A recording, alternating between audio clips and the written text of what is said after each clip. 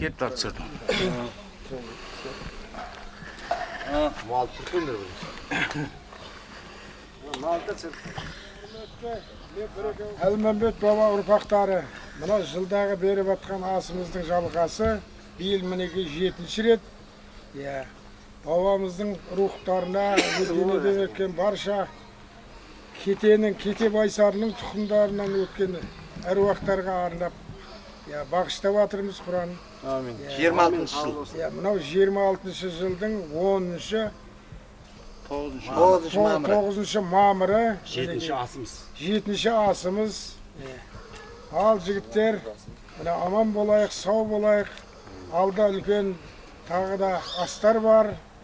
Келесі жылы, арғы жылы үзбейік осы асты. Басымыз бүтін, былтыр болған адамдардан көп адамдарымыз кетіп қалды неке. Нұртілеу ағамыз былтыр сөз сөйлеп осы жерде. Ашып беріп еді қандай енді. Биыл ол кісіден айырылып қалдық. Иманы саламат болсын. Дүниеден өткен барша бауырларымыз, туысқандарымыз мінеки аман болсын. Қалғандары. Солардың тілегін тілеп жүре берейік. Осы асты бастаған мінеки Түкенбай ағамыз ол кісіде бақилық болып кетті. Ол тарихта қалған адам. Одан кейін бірнеше адамдарымыз кетті, ол дүниелік болып. Асымыз қабыл болсын, ниеттеріңіз Алла оң болсын. Мынау бүгінгі беріліп атқан асымызға сойылып атқан құрбандығымыз қабыл болсын. Аман болыңдар, сау болыңдар, оттарың басы аман, жылда осындай аста кездесіп бабаларымызға Құран оқытып, әруақтар ырза болсын. Әруақ ырза болмай тірі болмайды. Ал, асымда қайда? Оқы. أعوذ بالله من الشيطان الرجيم بسم الله الرحمن الرحيم الحمد لله رب العالمين الرحمن الرحيم مالك يوم الدين إياك نعبد وإياك نستعين اهدنا الصراط المستقيم صراط الذين أنعمت عليهم غير المغضوب عليهم ولا الضالين بسم الله الرحمن الرحيم قل هو الله أحد الله الصمد لم يلد ولم يولد ولم يكن له كفوا أحد الله أكبر بسم الله الرحمن الرحيم قل هو الله أحد الله الصمد لم يلد ولم يولد ولم يكن له كفوا أحد الله أكبر بسم الله الرحمن الرحيم قل هو الله أحد الله الصمد لم يلد ولم يولد ولم يكن له كفوا أحد الله أكبر لا إله إلا الله وحده لا شريك له له الملك والخلق وهو على كل شيء قدير صدق الذين سبحان ربك العزة يصفون والسلام على المرسلين الحمد لله رب العالمين يا رب الله يا رحمن يا رحيم وصفان Құран сауабын пайғамбарымыз Мұхаммад Мұстафа саллаллаху алейхи уассалам рухына, оның отбасына, пайғамбарларға, әулиелерге, сахабаларға, жалпы ла илаха иллаллах Мұхаммадан Расулаллах деп осы дүниеде өткен барша мұсылман бауырларын бағыштайып, арнайы Байсары кете бабамыздан бастап бүкіл дүниеде өткен ата-бабаларымыз рухына, тума-туысқандардың, ағайын-туыстардың рухына, я Раббым Аллах, бұл кісілердің бұл дүниеде қате-кемшіліктерін кешіре көр, имандары жолдас болсын, топыра торқа болсын, жәндері жәннатта болсын. Я Раббым Алла, елім заман болсын, тыныш заман болсын, жан жақта ағайын туыс бауырлар, құда жұрттар, көршілерім заман болсын. Я Раббым Алла, бүкіл жамашылықтан, оттан болатын, судан болатын, көлік апатынан, тіл көзден сақтай көр, я Раббым Алла. Роббана атина фид дуния хасанатан, ва фил ахирати хасанатан, ва кина азабнар. Я Раббым Алла, рахман рахим, мына беріліп атқан асымызды қабыл ете көр. Осы оқыған Құранымыз, осы оқыған дұғамызды қабыл ете көр. Аумин, Аллаху акбар.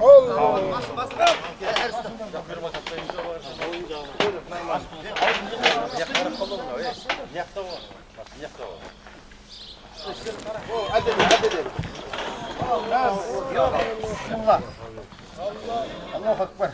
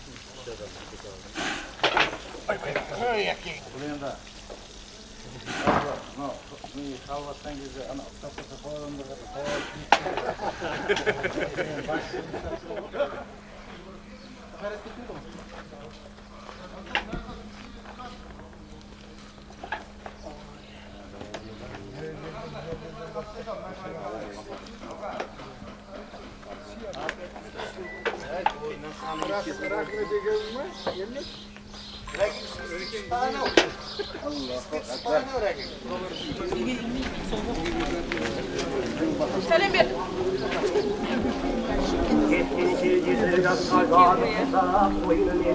Samat samat. Sürekli sulandır bak. Sulandır.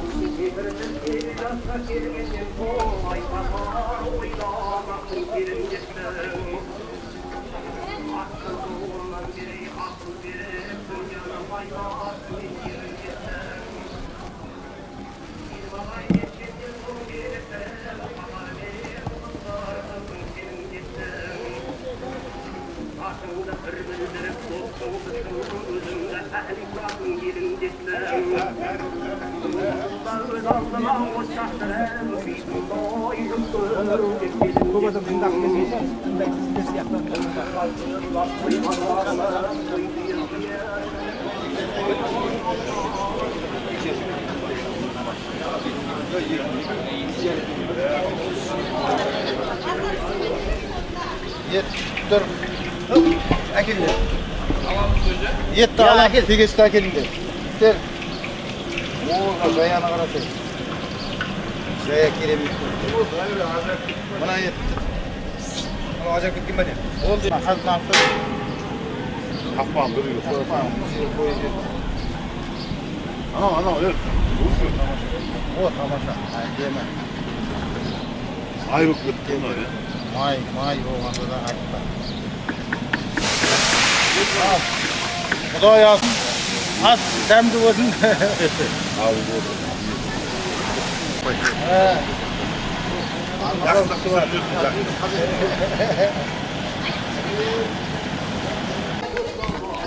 Sofra getirin diye.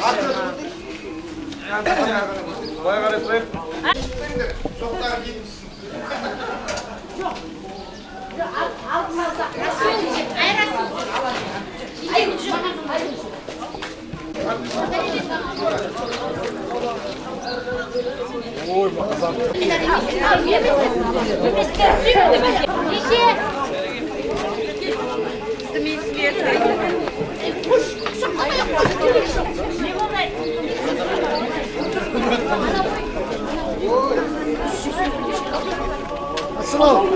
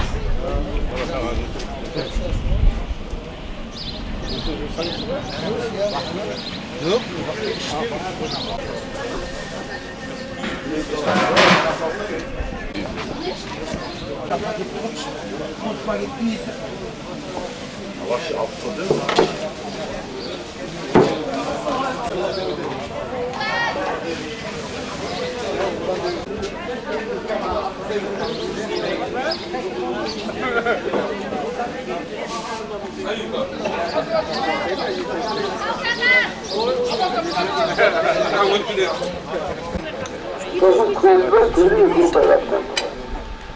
Boşluk bayraktan kullanıldığı filmde de kullanılıyor. Evet, sürü biletleri yiyoruz. Ağırlık bu baktı bayraktan kullanılıyor. Ve elde edip kazanıyor.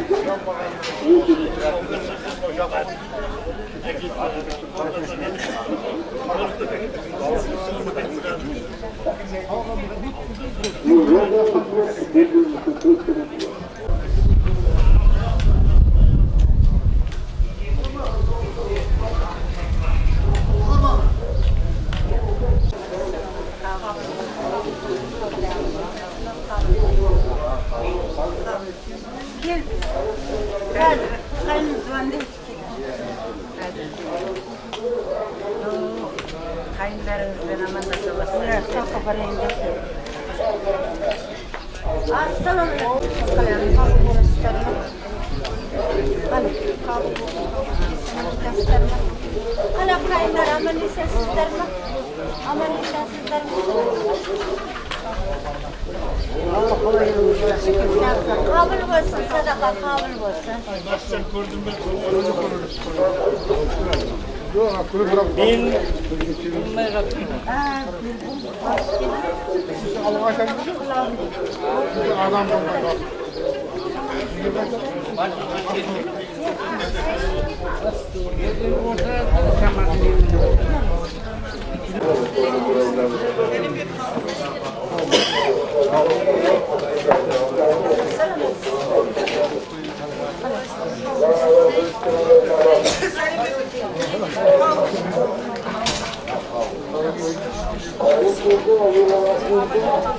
Selim dedi.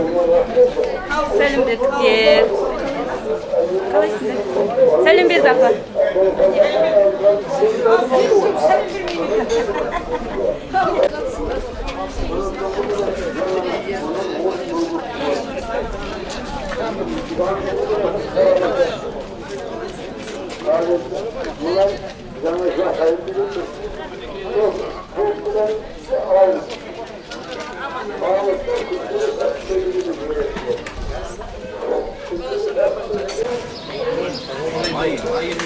Emin kurun.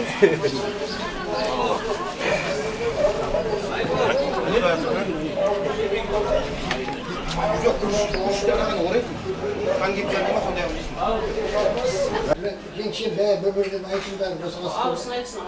İşte ülkedim okulunda.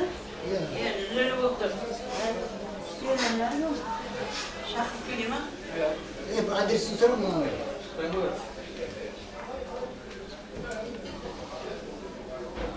Allah'a verin de.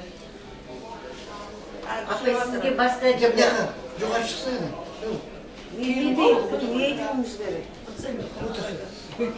Boz asturalı cinizden ayıtım. Şunun kendisi mi olmuş hocam? Bana komayda da. O kelin bu dürüst oturduğunda.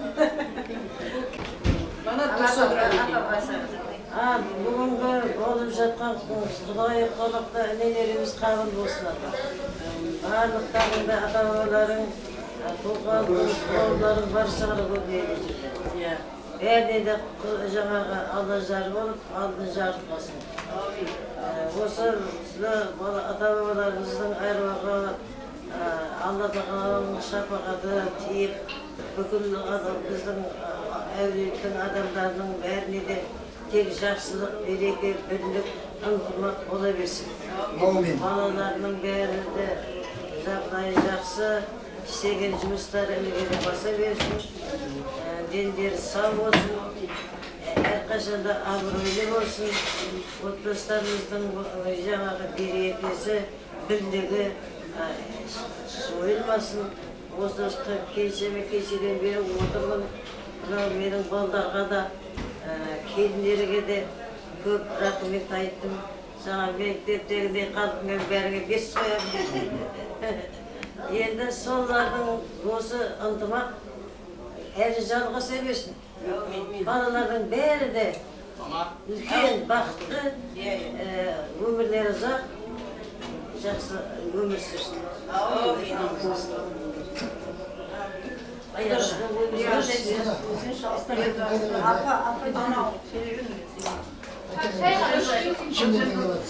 Сонау Тараз шаһарына келдім. Көне Тараз қаласынан мен мынау шырын келіндеріңіздің жаңа кім айтып жатыр ғой, 90-ға 100 келсе де келін ол дұрыс отыр деп. Дұрыс отыр деген. Сол сіздің мына апаларыңыздың, келіндеріңіздің мен басында жаңа көршісі болып келдім. Қазір мен бұл кісінің көршісі емеспін, анасы мұндай ойында жүремін да. Сонымен сол айтты, осындай жаңағы бұрын келдім, осы 3-ші рет келдім.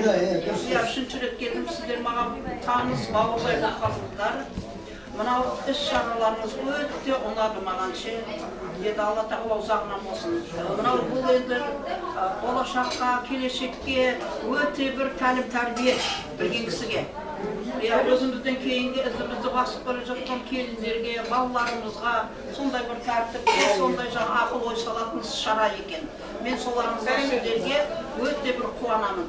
Алла тағалам осыдан жазбасын. Келешекте одан да ары қарай жалғаса беріңіздер. Енді осы ұйымдастырып, сөйтіп жатқан сіздердің әрбір отбасыларыңызға үлкен бақыт тілеймін. Бірінші байлық, денсаулық, сіздерге денсаулық тілеймін. Денсаулық болса бәрі болады. Алла сіздерден жақсылық, тек қана жақсылықтар болсын. Үйлеріңізде, отбасыларыңызда береке болсын, молшылық болсын. Тату тәттілік болсын, жаңағы мына өздерің туған елдің жасап жатқан жаңағы берекелі болсын. Көңілдеріңіз әрдайым шаттықта болсын. Енді сіздерге мың рахмет алғысымды айтамын. Осындай жаңағы ұйымдастырып, осындай үлкен іс жасап жатқандарыңызға Алла разылығын берсін.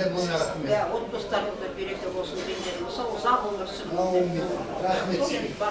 Мына берейін деп жатқан асымыз қабыл болсын, әруақтарға тие берсін, жатқан жерлері жайлы болсын, бірауына түсіп жатқан шығар жылда осы Қазықаның арқасында, Қазықа мен Асанның арқасында осы ұйымдастырып жатырмыз. Осы асты қабыл болсын, ата-анамызға тие берсін. Мынау жастарға рахмет, кешеден бері, ертеңнен бері қызмет істеген оларға рахмет.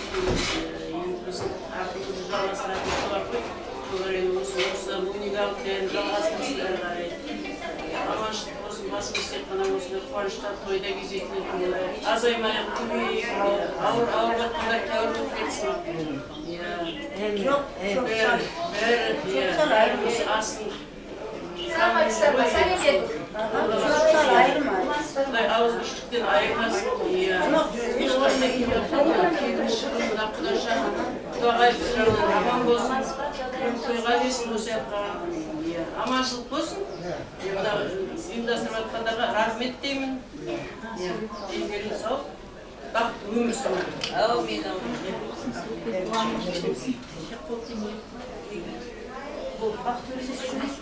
Апам сөзге қосылды.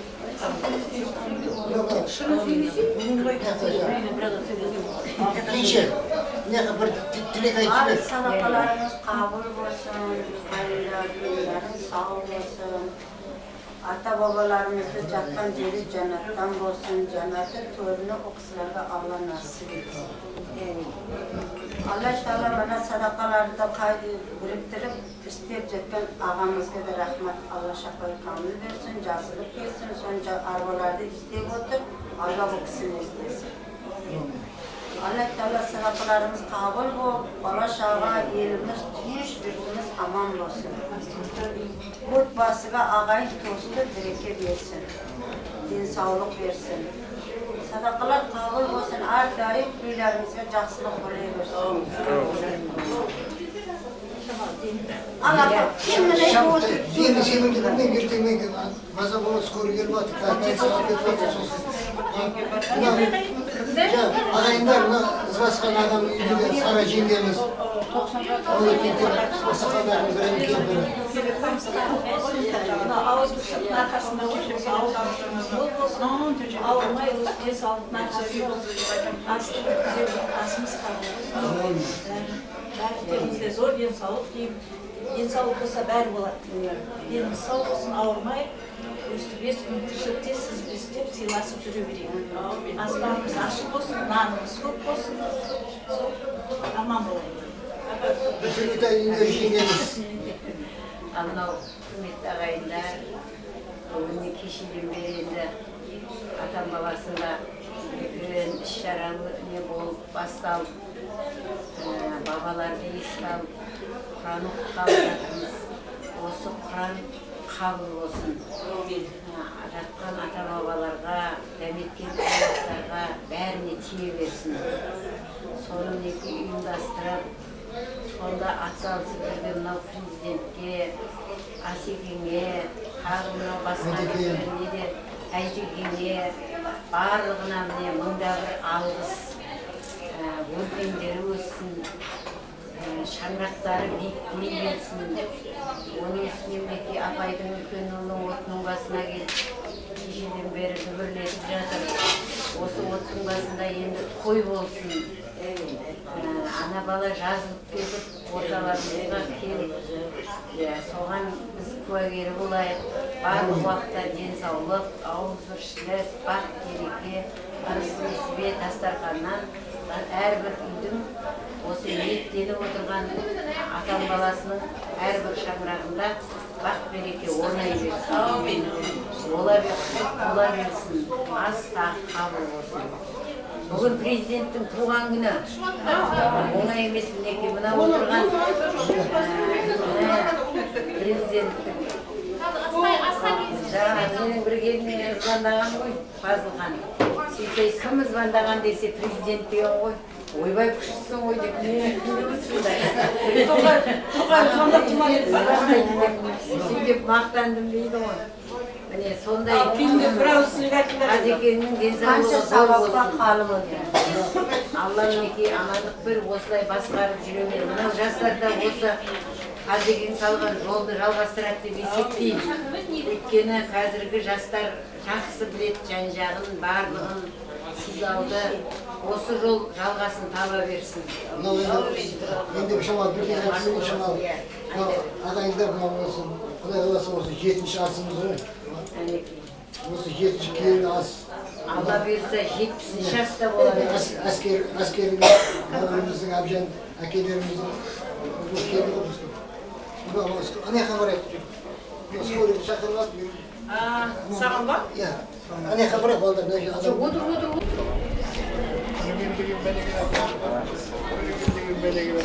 Hazırlığı ağadı. Selamatullah. Assalamualaikum.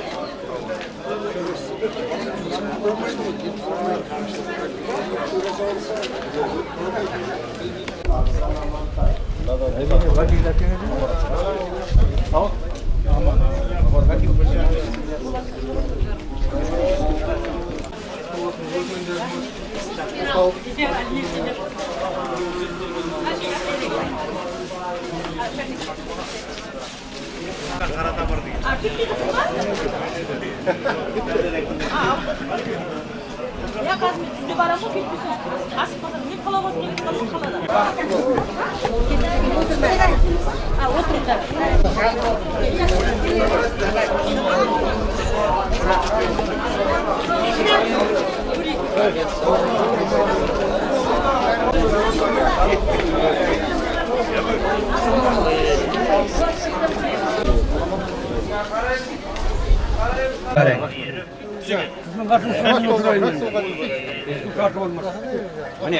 Buna göre aga, buna göre de şey.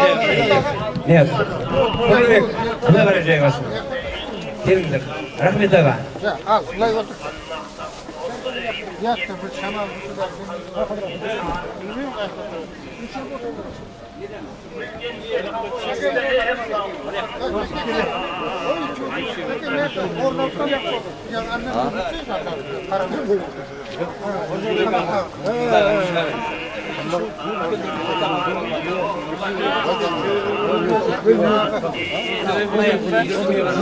ben oturayım. Келіңіздер, мынау қадірменді ағайындар. Аналарымыз қайда, аналарымыз? Ағжеңшелеріміз қайда, кәнекей? Там да шығар. Асан аға апаларымызды, жеңшелерімізді. Төрге барыңыздар. Серік аға, төрге. Микрофонды аш шама. Ал іштегі бүкіл жеңшелерімді.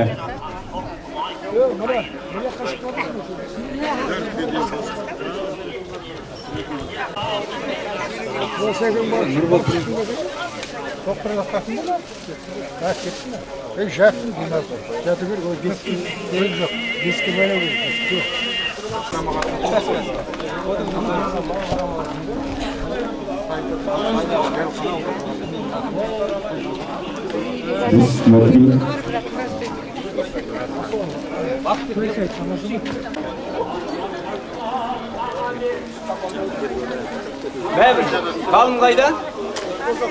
Бәбір, ана шалдар қозғады. Неге? Қалың айтқан ғой. Бақ, енді келіп бақ, көрге шығып қарамайды. Айтса бұл.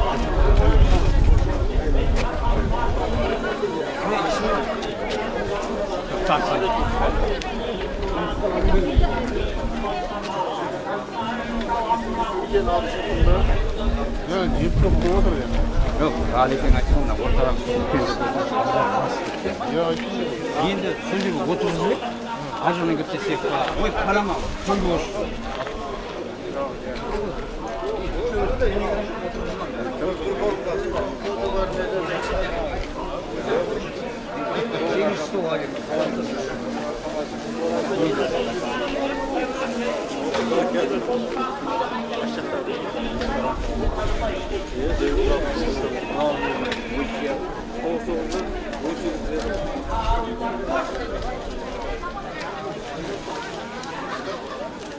Ұрлауды қатар кеңменен, Алланың ісі көлденең. Дүниеден озды әруақтар, айналып келмес жолменен. Ассалаумағалейкум, атал сөзге тоқтаған, батал сөзбен өсіп-өнген игі жақсылар. Ассалаумағалейкум, мұқтарал жамағат. Адамзат бүгін адам, ертең топырақ. Бүгінде жарқылдар өтер бірақ. Ертең күні қайдасың білемісің? Өлмек үшін келгенсің. Ойланшырақтап Ұлы Абайдың сөзімен бастасам. Міне бүгінгі өмірден өткенмен артында өнеге сөз қалған. Кешегі айтыскер ақын Серік ағамыз айтқандай, бесігінде тербелсе жырменен ән, атағын әлем білген жердегі әр. Кете деген талдасаң төрт әріпті, киесін ел таныған ерлер бар деп айтып кеткендей. Міне бүгінгі бес күндік жалғанда пенің дүниеге келетіні қақ, Алладан бұйрық көрсе өтпей қақ. Мынау қадірменді ағайын, міне дүниеден өмірден өткенменен пендесі артында ұрпақ қалады. Біздің мына шариғатымызда ұрпағы кейінгілерге ас беру, әрине бұл Құдай ас деп аталады. Олай болатын болса, міне Байсара атамыздан тараған кешегі Майылбай ұранды үш таңбалы кет атанған Бозаншар ұлдары Адамқожа, Тайқожа, оның ішінде Түменқожа тармағынан тараған Құс кетенің Әлмембет руында кете ағайындардың міне Құдай асына қош келдіңіздер. Міне бүгінгі келіп атқан баршаңызға ата-бабалардың рухы Алла жедел жүрсін. Бүгінгі оқып атқан Құран аяттарымыз қабыл болсын деген біледі. Өлген адам болады көзден таса, өлді өшті, оны ешкім ойламаса. Өлді деп оны кім есептейді, артында ағайын туыс ұрпағы еске алып Құран бағыштаса деген. Сондықтан да міне бүгінгі ата-бабаларымыз жатқан жер жайлы топырағы имандары саламат болсын. Міне осы бүгінгі 7-ші рет осы Әлмембет аталығының ұрпақтары Әбжан әулетінде беріп атыр. Адамгершілікпен ынтымақ жарасқан бүгінгі Құдай асқа келген барша қол жайып келген ағайындар мына Құдай ас қабыл болсын деп тағайтуға рұқсат етіңіздер. Дегенмен де біздің халқымыз қандай да іс-шара бастаса, бісмілләсін әрине Құран бағыштаумен бастаған. Сондықтан барша мынау жігіттер, қыздар, келіндер, жайғасайық, мына Құранға қол жайайық.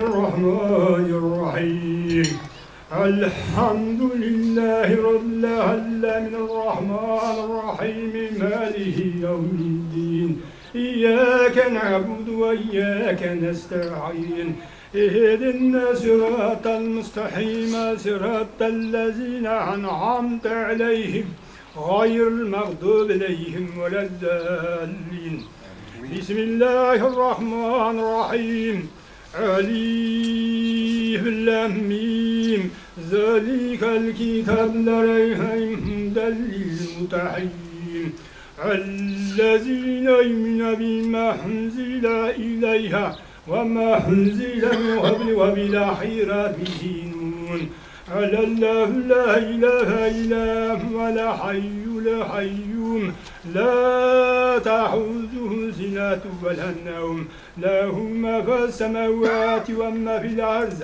من ذا الذي يشفع له يعلم أيديهم وما خلفهم لا يحيطون بشيء من علمه إلا بما شاء وسع كرسيه السماوات والأرض ولا يؤوده حفظهما وهو العلي العظيم بسم الله الرحمن الرحيم قل هو الله أحد الله الصمد لم يلد ولم يولد ولم يكن له كفوا أحد الله أكبر لا إله إلا الله والله أكبر ولله الحمد بسم الله الرحمن الرحيم قل هو الله أحد الله الصمد لم يلد ولم يولد ولم يكن له كفوا أحد الله أكبر لا إله إلا الله والله أكبر ولله الحمد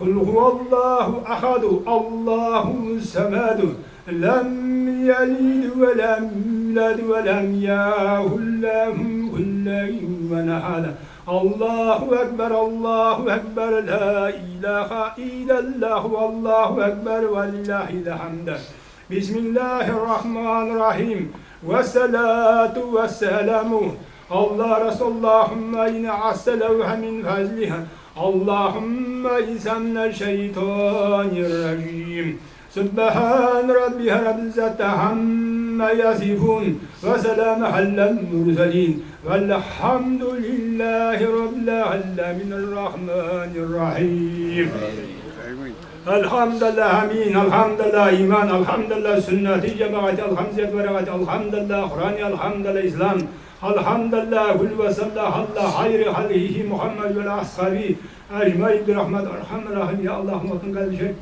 صواب لا إله إلا أنت قدر قول محمد مصطفى صلى الله عليه وسلم أمر توب تنيد كم لجان وطن وطن فرق وجل خجل طوال يمتد الخجل وصدا رانغا سيوجتان أطول ولرمز وإزارة أطلان تلاقان وقتان وقتان برخلا وطن يقول جل خجل مقتان طوال جيتان وقتان بخشلا وسوقهم قرآن نوران ولا خبر الإسلام مرحمة خانجاي دالدار بشارتان جيد والله من أحمد پیغمبر شما كل زمان حال أسلام داشته بیشتر زمان تو داشته خالی خالی خالی یلمون بیشتر زمان تنشوط باجیم دلت ما ماشین در آوز بسیار زیاد کتیر دو خالد الله أحسن هذا پیغمبر داشت فقط پلهجن می‌دید الله ویل مسائل ترند ایمان باید جیل سندار بجند بقول خاطر وادی آیات کلیت قرآن یازدر قصید بریز الحمد لله الحمد رب العالمین الله Әмин.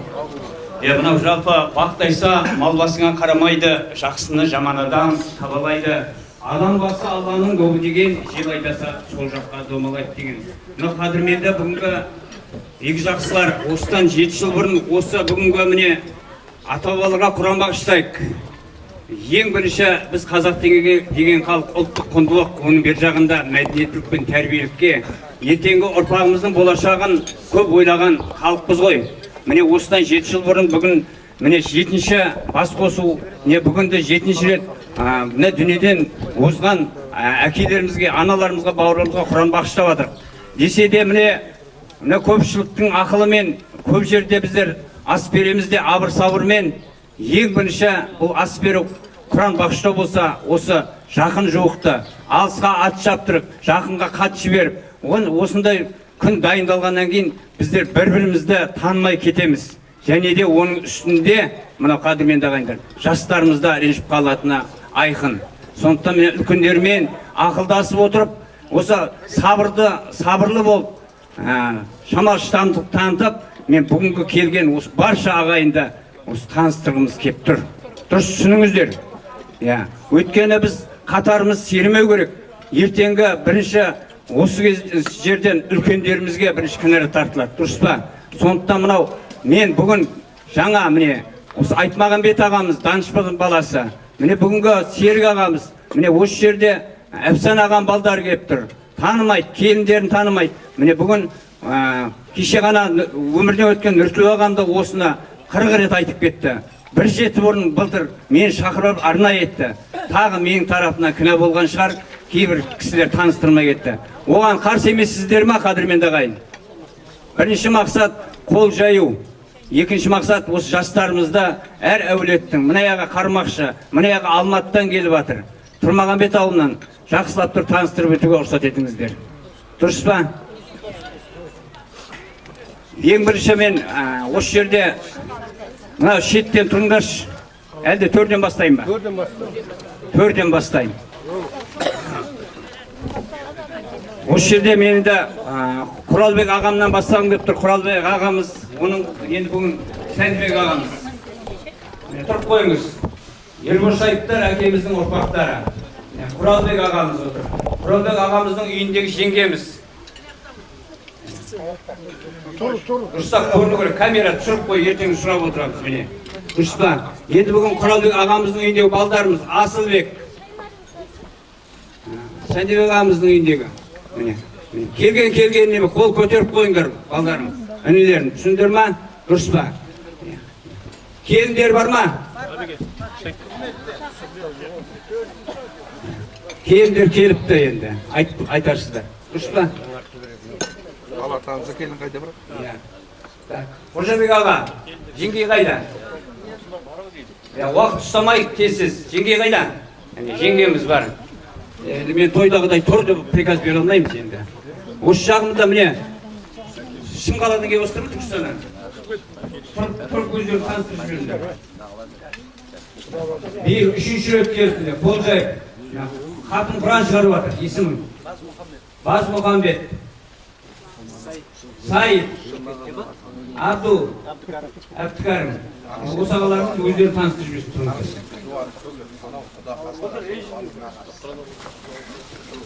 Солар Рахат Қаппар баласы, Тұрмағамбет ауылдан. Ассалаумағалейкум. Құдай қабыл болсын. Мен мына Бекмағамбет дейтін кісілердің туысқандардың күйеу баласымын. Осы жерде қызы отыр, бота. Бір танысқанымыз айтып еді, сен осы дуан деп жүреді деп. Дуан десе дуан боласынан, бірақ мен өзім қожа келдім. Жарқылай дуанмын енді. Қызыма қатысып берген. Есім Байзақ. 70%.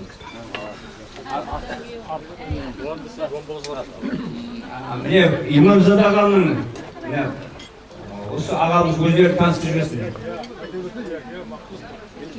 Мен Мәмбет Имамзаданың баласымын.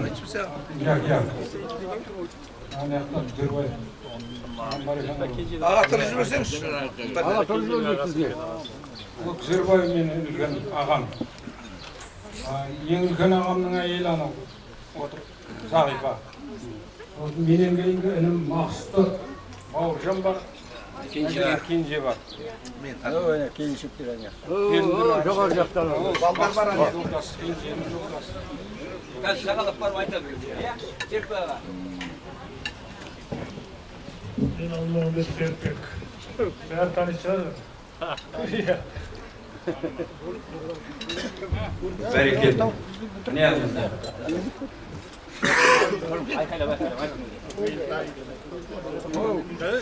Қал болсын. Біз қарайтымыз оң болын. Сары жеңшен бір ма? Қол көтеріп қойыңыз. Қаяқта? Әне.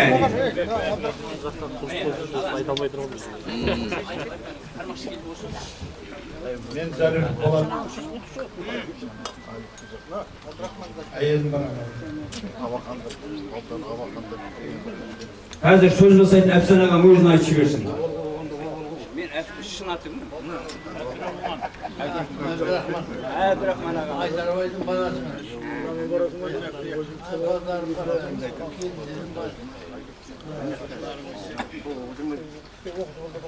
Aldırıyor ağa, geliniz. Boqtamay söylüyorsunuz. Ben yetkarayıp kaldık, bardak malası. Ayrıca ben ağam oturdum, malası.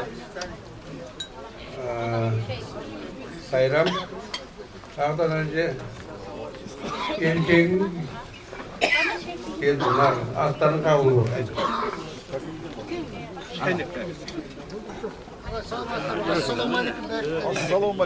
Бүгін Құран бағыштаған Тұрмағамбет ауылынан Тұрлыбек деген ауылдың имамы Мінуар ағамыздың көмекшісі.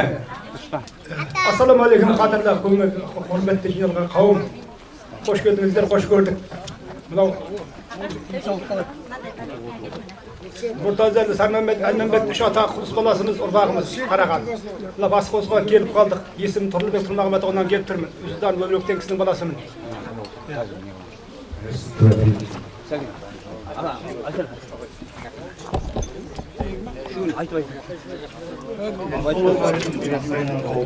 Мен Сүйменің немересі болдым, Сүйменің шалдым. Әкем аты Сүнбек, өзім аты Серік. Бауырларым осы жерде, балам бар, Нұрлан, жолдасым, келіндер осы жерде жұмыс істеп жатыр.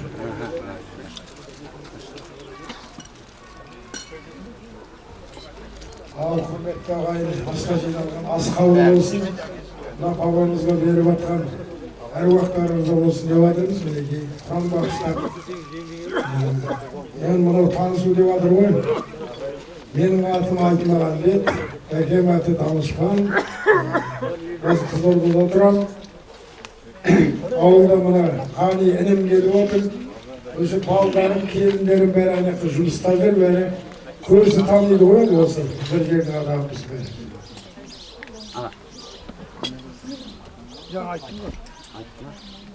Кенже ағамды айтты. Ал енді Айреке. Ассалаумағалейкум. Бүгінгі асқа жиналған қауым, мінекей Құдай жолығып беріп жатқан ниеттеріңіз Алла қабыл етсін. Мына жерден енді мен осы жердегі үш-төрт кісіні таныстырып жіберейін деп жатырмын. Біз енді мына жерде Өмірбек ағамыз, кей жолы Өмірбек ағамыз барып келе жатыр, Сарманбеттен тарайтын құлыс, соның ішінде қойбақ, құлыстың қойбағы. Кей жолы Өмірбек ағамыз, барлығыңыз біліп танисыздар деп ойлаймын. Сержан аға, Құлыскетенің мырзасы Сержан ағамыз Неметшаев. Бұл кісінде барлықтарыңыз танисыздар деген ойдамын. Одан кейін Қаби аға. Мынау Бестегейдің ішінде Шымырбай деген аталықтан тарайтын Қаби ағамыз, Сағын деген әкеміздің баласы Қаби ағамыз. Мына жерде Марат, ол Маушан деген әкеміздің баласы Алдағұлы, Құлыскетен ішіндегі Алдағұлы. Менің атым Қайрат, Тоғызбаев әбеннің баласымын. Мен де сол Құлыскетенің мырзасы боламын. Күзербай ағаны айтты ғой жаңа. Бәрекелді. Мына өзі жалпына танымал болу шарт емес, біреуге зекет берді жарияға жарсалу мәрте емес дейді. Сондықтан жалпы өзі түбегейлі біріктіру керек қой. Енді осы жерде мен аналарымызды, шешелерімізді айтайық. Жалпы жаңа айқайлап жатырмын ғой, 7-ші рет беріліп жатқан Құдай ас Әбжан әулетінде әрине әкеміз өмірде өткенмен орында бүгінгі Бекзада анамыз. Әсекең, әскер ағамыз, ғалым ағамыз осы жерде бүгінгі осы әскердің шаңырағында ел халықты жиып бүгін қол жайып жатқан Бекзада апа қабыл болсын. Ендігі келесі осы жерде апам таныстырдық жаңа. Шырынкөл апа қоя, жаңа маған таныстырып жатыр. Шырынкөл анамыз осы биыл емес, бірыңғай осы Құдай астан қалмайды. Өзінің туысқан іздеп. Түркістаннан келіп жатсыз ғой, Шымкенттен келіп отыр. Шырынкөл апам, тұрып қойыңыз. Әрі қарай.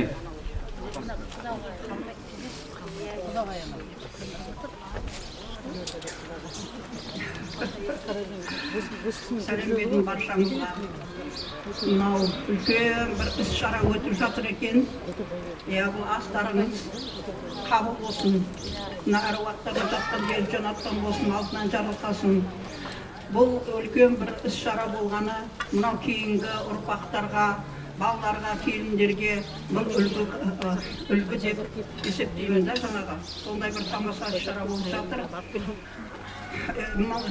Осыларымыз ары қарай жалғаса берсін деп ойлаймын, жаңағы жалғасын тапсын, жоғалмасын. Мен Тараздан келдім.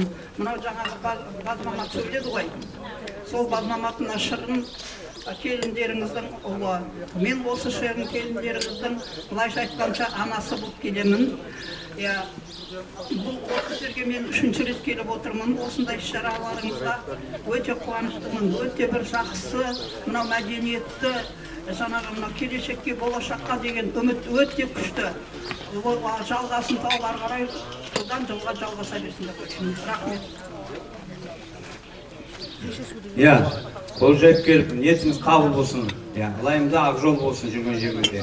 Мынау енді Дүкенбай ағамды, Жаңбырбай ағам, Бейсенбай ағам, Камал ағам білмейтін жаны жоқ, Дәуіт, Сауыт атамыздың ұрпақтары. Бүгінгі өзім таныстырайын, Дүкенбай ағам үйіндегі жеңшеміз, Ерболсын апамыз.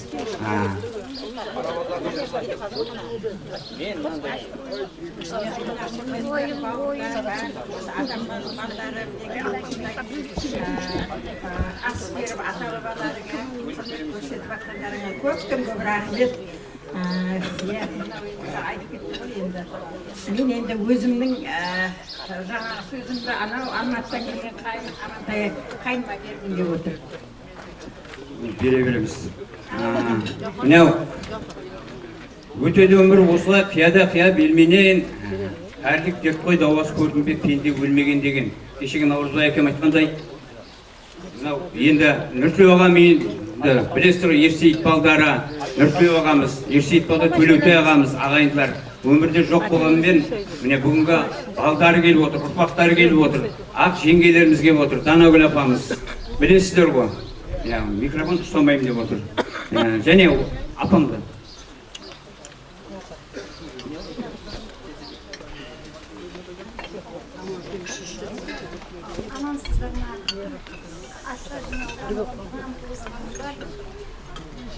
Мен көбісін бет шығарсыздар, аман жолын жолдасының есімін Балқар, Ақбөлек Кетеңнің қызы.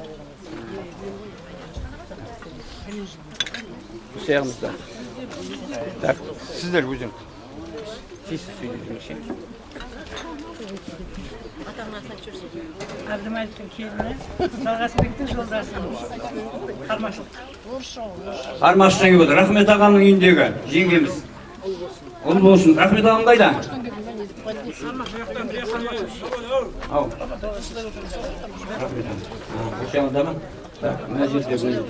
Енді осы жерден осы бүгін алғаш келіп отқан Қармақшыда енді мен Тоқатұға дейтін Тоқтан ағам үйіндегі жеңгеміз келіп отыр. Тұрып қойыңыздар. Осы былтыр қарындасымыз телефонымды алып аға байланыстайық. Осы жеңгеміздің менің шешемді осы сіздермен араласқысы келді.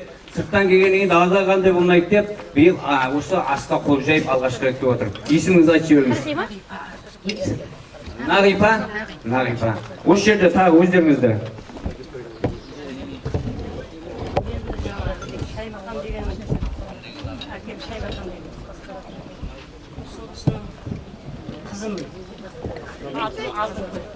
Алтынкүл.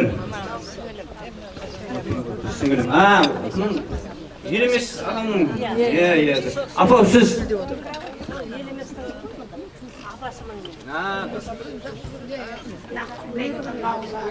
Mikrofonda aç.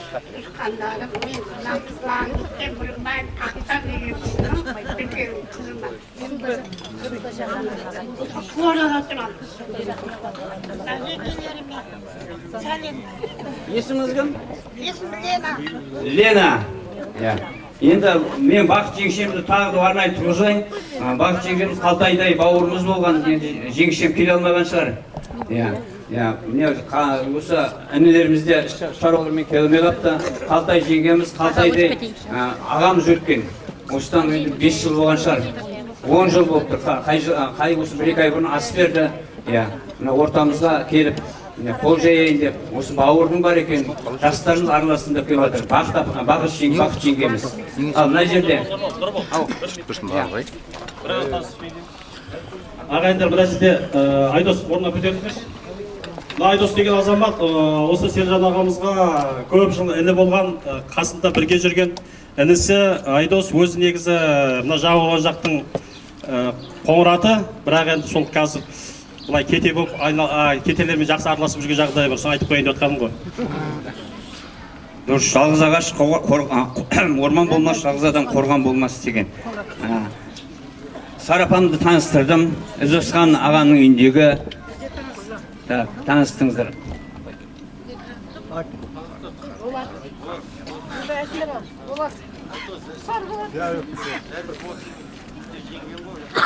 Болаттың үйіндегі жеңгеміз дейді. Енді мен танымаған айтты. Есіңіз кім? Жеңіскүл. 9 майда туған ұстады.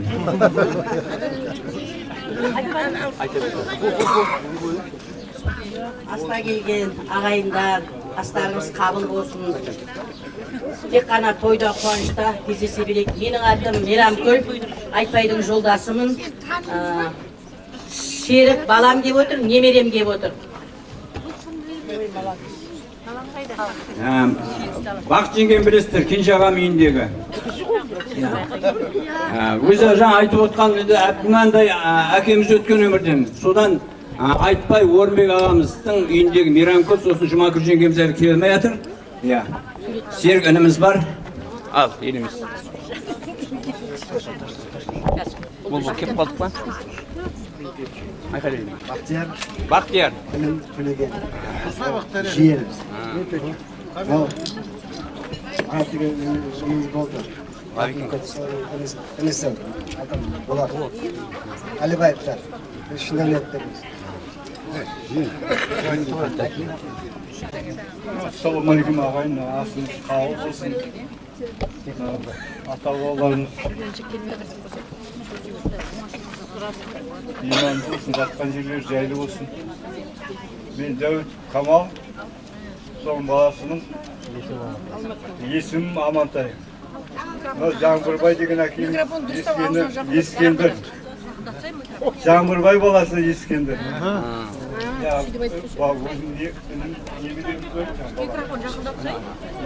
Еркін Жаңбырбай ағамның күйеу баласы. Жаңның аты Албан, ол өзіңіз. Қаби, Дәуіт Қаби, Дүкенбай ағам.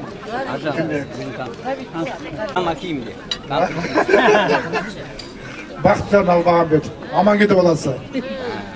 Гүлжан қайда? Келіншегің аты Гүлжан екен білдіңіз. Қожабек ағам үйінде жеңгеміз. Есіміңіз кім? Алмагүл жеңгем. Елемес ағам үйіндегі жеңгеміз. Гүлнәр. Мен айттым. Өзің айттың ба? Иә да. Ұрыс болсын. Айтыңыз, мен сізді келік күнен бері көрдім, танымай жүрмін.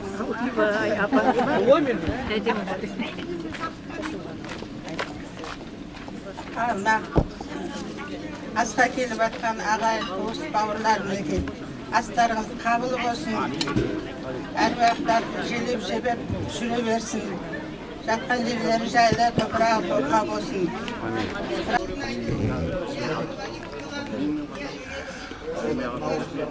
Народда тұрады. Орасы оның үйінде болады дейді.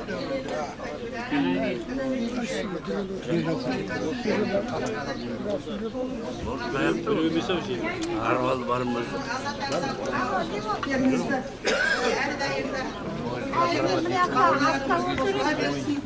Айдалар ғой, еліміз әрқайсылардың отларының басына кейін құлдығынан осындай басын қосылып жүре берейік. Мен мына әскермен ғалымның тәтесімін. Енді қосыламын дейсің? Енді қосыламын дейсің? Бәрекелді. Бақыт жеңшемден Төлет ағам үйіндегі Бақыт жеңшем. Апа. Қат сөйлеңіз. Құрметті ағайын, қадірлі ағайын бауырлар, бүгін мінекей аруақтарға, ата-бабаларымызға ас келіп жатыр екенсіздер. Алла қабыл етсін, жатқан жерлері жайлы, топырақтары торқа болсын, иманы жолдас болсын. Әрқашанда жан-жақтарымыз ағайын болсын. Беріп жатқан астарыңыз қабыл болсын. Ассалаумағалейкум, астаға ас қабыл болсын. Мен Таңжарықұлы Амангелді деген кісінің баласымын. Есімім Ермек, мына жерде Серік дегенім бар. Біз Термөзекте туып өскенбіз. Ас қабыл болсын. Абдулла Дүкенбай ағамның 3-ші баласы.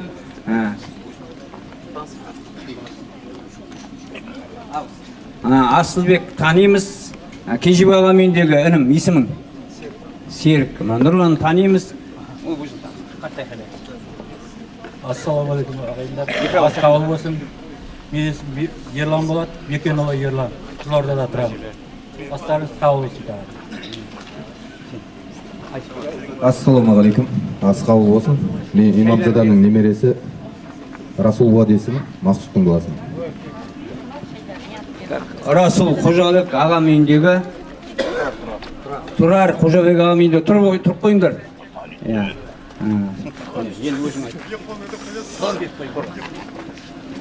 Ассалаумағалейкум. Бәрі жол қабыл болсын. Есімім Болат болды. Әкемнің аты Серікбай. Туғанмын. Бөлөт ағам баласы Темірлан. Айтмағамбеттің баласы Саким болады. Абат ағам үйіндегі ініміз Болат. Ағалеке өзің таң. Ассалаумағалейкум ағайындар. Ас қабыл болсын. Мен мынау Әбіләкім деген кісінің баласымын. Басарбектің ағасы. Ас қабыл болсын. Ғалым болады есімім. Ағам отыр Асан деген. Ерлан аға, төлетіңіз, қош келдіңіз. Ерлан аға, жүріңіздер. Жүріңіз. Дұрысыла қалғандар енді ризасыңдар ғой, сенді. Ассалаумағалейкум. Бүгін дуан ата ұрпақтары, аталарымыз, аналарымыз, жеңгелеріміз бүгін ас қабыл болсын. Қоңырша баласы Амангелді баласы Бауыржан болам. Бүгін астарыңыз қабыл болсын. Ал енді айтатын көбеді уақыт дегенмен жүрмейді деген, бірақ айбетпейсіздер. Бірінші мәселе осы ел халықты таныстыру керек болды. Сондықтан сөге жамандамаңыздар. Осы жерде енді Ерлан ағам.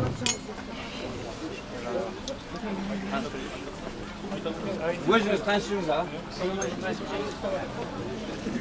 Ассалаумағалейкум. Құрметті жиналған қауым. Ағайынның ауызбіршілігі болса жиналса болады. Мына жаңа жылда өткізіп жатқан осы туған аталығының бас қосуы жалғасын таба берсін. Алдымызда жүрген ақсақалдарымыз аман болсын. Мына бір неменен шаруамен келіп қалып едік. Асекеңде Әскербекте айтқан осындай ағайындар ертең біздің үйде жиналайын деп жатыр. Қол тисе келіп кет деген. Осы көңілі бір атын насыбайдан қалады дейді. Мен ағаларым, інілерім жиналып жатқанда келіп құтты болсын айтқан деп ренжіп қалады екен деп алып үшін келгенім ауылға. Дастархандарыңызға келіп дәм татып жатырмыз. Алла барлы уақыт сіздердің жақсылық бола берсін. Отбасыларыңызда береке бірлік болсын. Үлкендеріміз аман болсын. Ізімізге ерген дүниелеріміз аман болсын. Барлы уақыт енді болса жақсылықта басарыңыз қосыла берсін. Аман болыңыздар, жақсы болыңыздар. Бір жақ енді суанға күйеулігім бар. Ол да қыстау деймін әскерді. Сусынды алып келсін, бірге болсын деді. Бастарыңыз барлығы жақсылыққа, қуанышқа жиналсын. Аман болыңыздар, жақсы болыңыздар. Енді Пазеке, кетсеңіз жаңағы қосыласыз. Пазған ағам танисыздар ғой. Біздің осы ауызбіршілігімізге ұйқысы болып жүрген. Көш бастайтын көсем десем, тағы да осы ағымызда Құралбек ағамда ренжіп қалар. Сондықтан да Пазекен осы жанығып, бүгінгі үлкен көксеген арманына жетіп жатыр. Мына бүгінгі өзі бұндай да айтпаса болмайтын Пазған ағамның бүгін туған күні. Президент деген жақсы ғой. Сол күнгі бәрін ұйымдастырып қойды, праздниктің бәріне. Алла жасыңызда, өмір жасыңыз хақ қылсын. Асан ағам екеуміз олайында осы жанкештілікпен ағайын туысқанның қамында жүре беріңіздер, шаршамаңыздар. Жаныңнан артық нәрсе жоқ, айырыларсың мұнан да, дүниеде өткенді ұмытпа қаларсың қаңғып тұман да. келатқан өлмей кімің бар көзің салшы маңайға, өтеді өмір шапшағын су секілді тұманда дейді. Міне атың өлсе сойысқан, ағайын туыспен бірге тойын тойлап, қуанышын бөліскен мына барша ағайын аман болсын. Көргенді көш бастайды деп жатамыз қадірменді ағайын. Бетке ұстан бедел, арқан ұстан айбар болатын. Міне бүгінгі осы беріп атқан асымызды мен үлкендерге осы дастарханды ашып беру үшін берейін деп тұрмын. Құралбек ағамыз, Ізбасқан ағамыз, Әбсен ағам, Сәндібек ағам, Абат ағам, Айтмағамбет ағама микрофон берейін деп тұрмын. Мына жер орын өшіп отырады.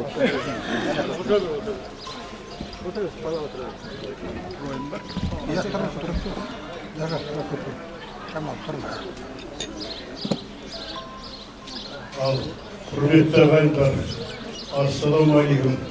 Барыңызға да көп-көп рахмет. Біздің ата-бабамыздың асына келіп отырғандарыңызға. Енді не мынау Құдай созып бәрін алдымызды болса, ата-бабамызға аспирбадымыз, ас қабыл болсын, кейінгі жастар аман болсын, әрдайым осында басымыз қоса берсін осындай.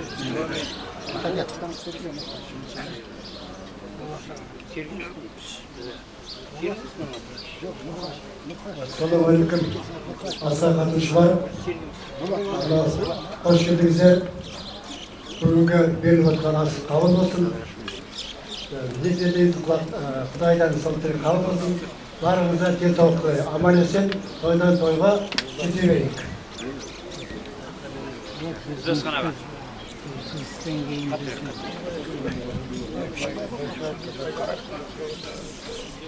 Ассалаумағалейкум. Құрметті ағайын, құрметті туысқандар, асқа келген қонақтар. Мына бүгінгі ас қабыл болсын. Енді әңгіме көп айта берсек, енді бабаларымыздың өткен, көрген қиындықтары көп тұғын. Мен бәріңізді білесіздер. Өткен ғасыр өзі қиын ғасыр болған. Олардың көрмегені жоқ. Енді біз енді солардың арқасында міне мынандай жақсы заманда өмір сүріп жатырмыз. Сол енді біздің міндетіміз оларға Құран бағыштап, ас беріп, соларды еске алу. Енді не дейміз, сол аруақтар бәрі де риза болсын, бәріміз де осындай аман болайық, астан асқа жете берейік. Қабыл болсын. Әбсен аға. Болды. Söyleyeyim bak. Мамил аға. Екі столға бірақ беріп. Құрметті асқа қатысқан ағайын, құрметті шақырылған қонақтар, қадамдарың құтты болсын. Шамал тишті алыңдар ағайындар. Бүгінгі Нұрбал айтып отыр ғой, осы 7-ші асымыз, Құда қаласа жалғастыра береміз. 15, 20, 30-ға дейін деніміз сау, мынау артымызда ерген інілеріміз, бауыр балаларымыз, солар жалғастырады айту болса. Өткенде былтыр үлкен осындай астан Нұртілеу ағам сөйлеп, бізге тапсырма беріп кеткен. Мынау асты жалғастырыңдар. Астыға бар кәдімгі бір әруақтарға тиетін бата, Құран, осыны айырмаңдар осыдан деп тапсырма беріп кеткен. Сол тапсырмасын әліміз келгенше орындаймыз. Құда қаласа аманшылық болса. Мынау ас қабыл болсын. Әруақтарға тие берсін оқылған Құран.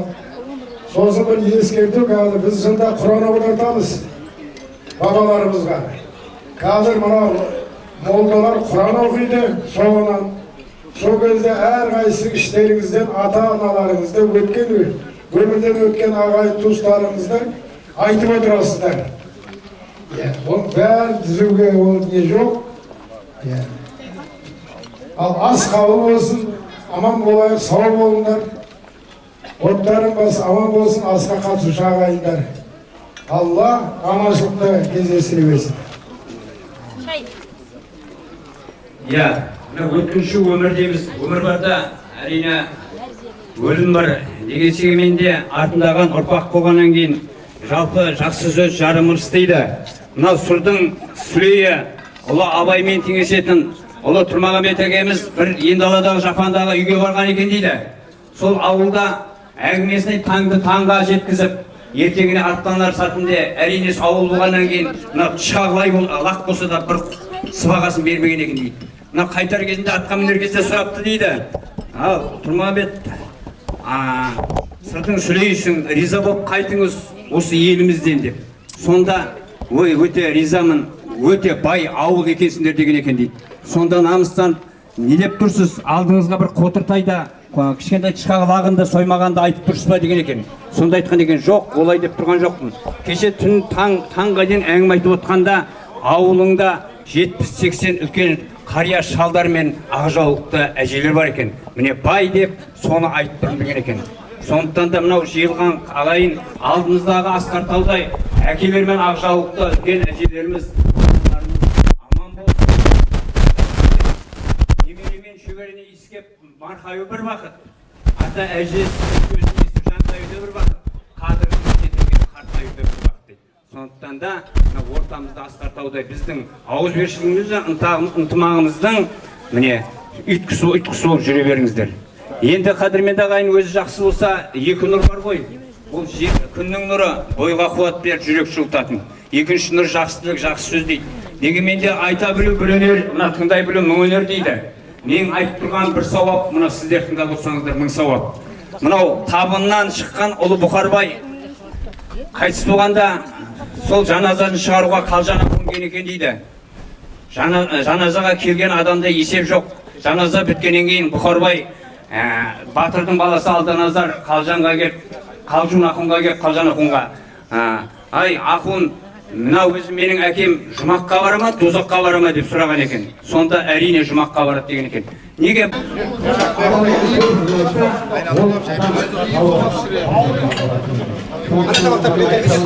Давай, кеттік ал.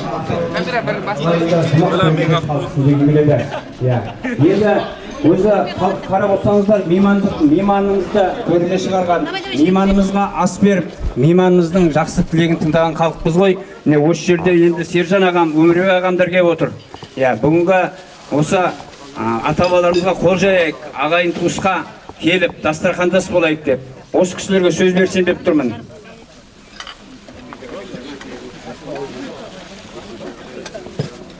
Асан ағам енді бір жібеш, анеқа бер. Өмірбек аға.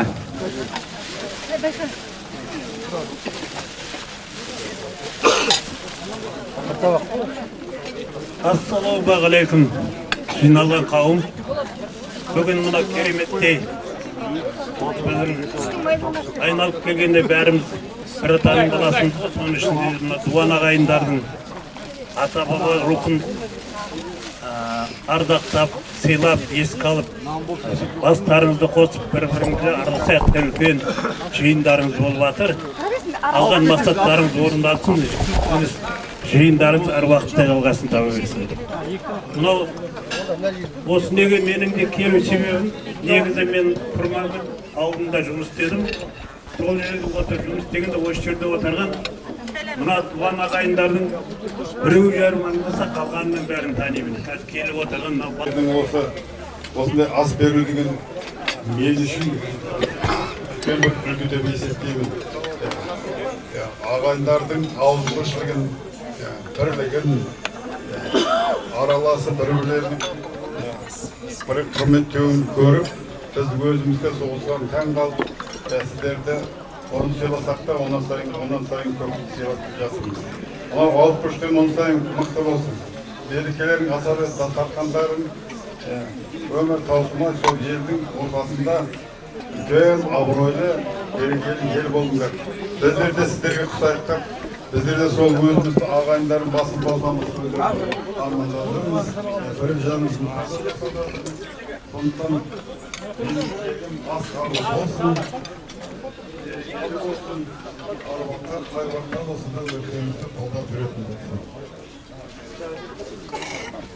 Амиға. Ассалаумағалейкум, дамыған ағайындар, бүгінгі асқа келіп жатқан ағайын туыс, бауырлар, өте іс-шара, жақсы іс-шара өткізіп жатсыздар, жылда өтіп жатыр. жеті рет деп жатыр ғой енді. Жетеуіне түгел қатыспағанмен, бесеуіне қатысқанмен. Амандылығын берсін, осы жиналып жатқан халық әр оттың басына бағайдан барды. Болды. Орын болса болды, болмаса қайтып отыр. Анда бір табақ алғандар бар. Болды ғой, палат болды.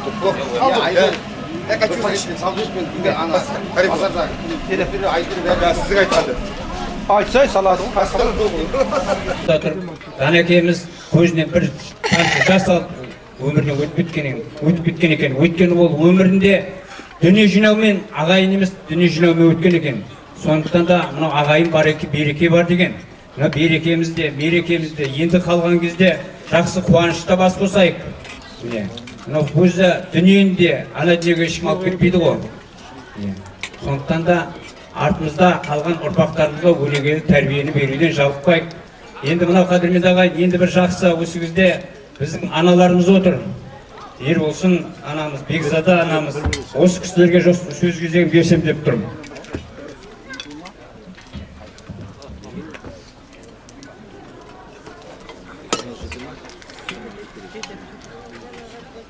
Ағайындар барларыңа да алда осы келген қадамдарыңа нұр жаусын. Барлықтарыңдар осы ата-бабаларыңның әруақтарына бағыштап осы Құран оқуға солардың еске алуға келіп отырсыздар ғой. Мың рахмет барларыңызға. Өйткені Алла тағаланың өзі жаңағы өлі байыма тірі байыма дегендей ол кісілерді мына әруақтарда жаңағы осындай құрметтеген, осындай қылған адамдарды жақсы көреді екен. Мен сондықтан да айтайын деп отқаным, барлықтарыңда, отбасыларыңда тек жақсылық, береке, бірлік, ынтымақ бола берсін. Бала шағаларыңыз аман болсын. Үлкен дәрежеде атаққа жұмыс істесін.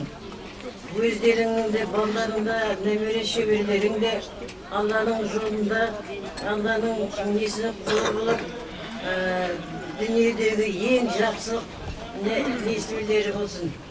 Алладан тілейтініміз осы. Барлығыңа да денсаулық берсін. Бірінші байлық денсаулық деген. Отбасыларға береке, жақсылықтар бере берсін. Енді ойыма түспей қалып жатыр.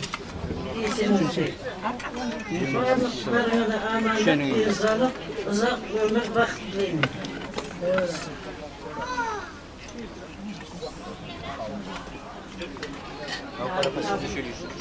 Бүгінгі мынау барлық баршаларыңызға мына келіп жатқан қадамдарыңыз, құлан жолға келіп жатқан қадамдарыңыз құтты болсын. Мынау осы беріп жатқан асымыз осы 17-ші жылдан беріп осы беріліп келе жатыр екен. 17-ші жылы біз енді асын айта алмаймын ғой, енді біздің шалымыз осы бастаманы бастап кетіп еді. Осы мұн әулетіміз, осы Қызылорда бар, ауыл бар, қала бар, дала бар, ұйымдасып осындай ата-бабамызға ас берейік. Мына келіндеріміз бар, ағайын туыс бар, қанын бірасып, жылда осы асты беріп жатырмыз. Мынау өлі тірі байымай, өлі ырза болмай, тірі байымай, мінекей мына ас беріп жатырмыз. Міне балдарға, барлық барша бауырларға, келіп жатқан қонақтарға көптен көп рахмет. Осындай атсалысып, осындай жағдайды жасап ұйымдасқанына. Осы Құдай жолымыз әрі қарай жалғаса берсін. Мынау қызмет істеген барша балдарға бәріне де рахмет көптен көп. Көсегелерін көгерсін, бала шағаларын қызығын көрсін. Осы бастаған жол әрі қарай жалғасын таба берсін. Беріп жатқан Құдай жолымыз бәріне де қабыл болсын мінекей. Бүгінгі неғып жатқан мына Әскербек баламыз, қайнымыздың отының басында болып жатыр айналайын. Мына кішкене бір нерестен ауырып жатыр дейді, жақсы болып, тәуір болып Құдай. Осы барлық осы аталарының, бабалардың қолдауы болып, жақсы тәуір болып кетсін. Құдай жолымыз қабыл болсын.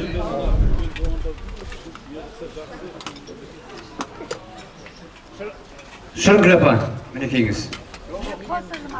Міне жазып қойғанбыз ғой. Мынау жерде келгеннен кейін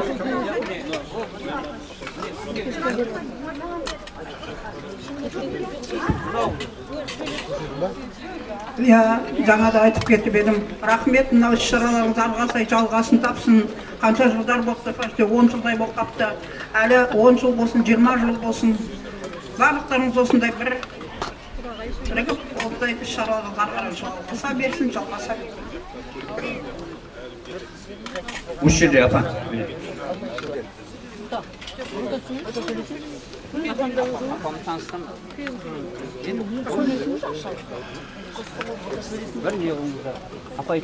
Мынау асқа жиналған ағайын, ас қабыл болсын. Ас қабыл болсын. Басымызды біріктіріп атқанына Фазылханға рахмет. Туған күні құтты болсын бүгін. Жасына жас қоса берсін. Жан жақтан келген ағайындарға рахмет. Қанша жерден келіп жатыр асқа. Жастарымызға рахмет. Кешеден бері 2-3 күннен бері осы жерде жүріп бәрі қызмет істеп жатыр келіндерге бәріне. Нұрбол Қайтма рахмет. Жылда осы асты басқаратын осы кісі. Аман болыңыздар. Жылдан жылға көбейе берейік, азаймайық. Жасап атқан әруақтарға қабыл болсын, жатқан жерлері жайлы болсын. Мынау қабыл болсын. Жақсы, бізде ниетте болсақ, ниетіміз қабыл болады дейді. Жалпы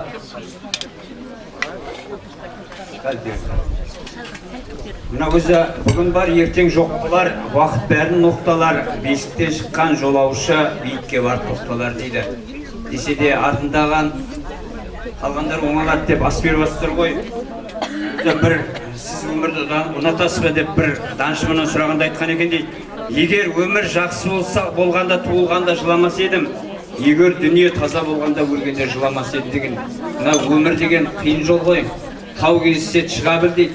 Су кезсе жүзе бір дейді. Сол өмірде тек қиыншылық көрмесек, ал қиыншылық көрмей өтсек, осы кішігірім ауызбіршілікпен ас болсын, той болса, былайында жақсылық қуанышта келесек. Мынау Серік Ыдырысовты бастап айттым ғой, өзім шығарған емес. Мынау таза қында жатқан қылыш өмір тотымайды, татымайды дейді, тозбайды дейді. Сол Серік ағамыздан естіп едім мен.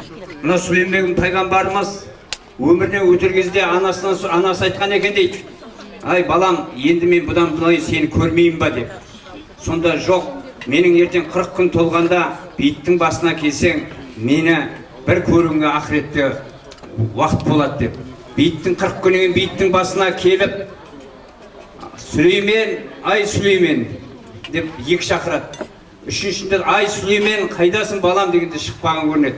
Сосын барып ең қайтар кезінде Сүлеймен пайғамбарым мен келіп тұрмын деген кезде Сүлеймен пайғамбарымыз шыққан екен дейді. Балам ау, екі атағанда неге сен келмедің? Үшінші атағанда неге келдің деген айтқан екен. Ай анашым ау, ол жақта неше пайғамбар, неше дәрігер, неше қызметтер қаншама жатыр. Оның ішінде Сүлеймен көп қой. Сен пайғамбар деп атағанда мен шықтым деген екен дейді. Сондықтан да мына қадірмет ағай қалғанымыз аман болайық. Дүниеде тумақ рас, өлмек рас, бұл екеу бұрынғыдан қалған мирас.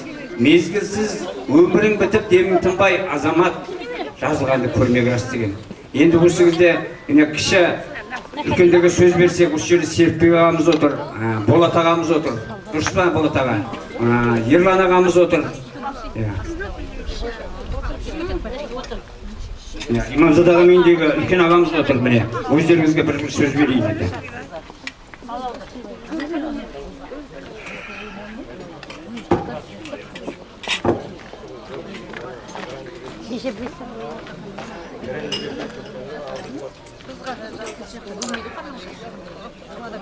Құрметті ағайын, мынау Дуан атам балдары бүгін мынау ас беріп жатыр өткен ата бабаларымызға. Ас қабыл болсын. Оттарының басында барлықтарыңызға қуаныш той болсын. Ал енді мынау еңбек етіп жатқан балдарға көп рахмет. Осыны енді 7 рет бердік деп аталған, бұл әрі қарай жалғасын таба берсін. Қабыл болсын ас.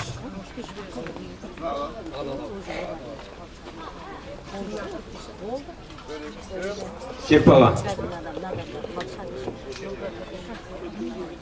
Құрметті аста жиналған қауым, бәріңізге астарыңыз қабыл болсын, дендеріңіз сау болсын, отбасыларыңыз аман болсын.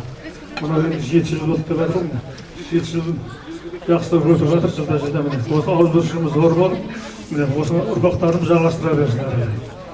Ұрпақтар ұрпаққа кете берсін. Дендеріңіз сау болсын, аман болыңыздар.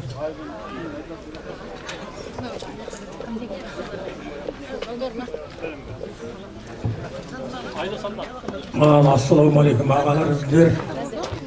Мынау жылдағы өзіміздің дәстүрімізден асып беріп жатырмыз. Құда жолыңыз қабыл болсын. Жатқан аруақтарға тиебесін. Аманшылықта болайық, қуанышта болайық. Үрдісімізді бірыңғай осылай жалғастырып тұрайық. Ешқандай реніш ештеңе болмасын. Құда жолы қабыл болсын. Бәрекелді. Өздеріңді айтатындарың кесіңдерші. Мәке, кел. Мына өзі бар ғой, мейман достық. Міне.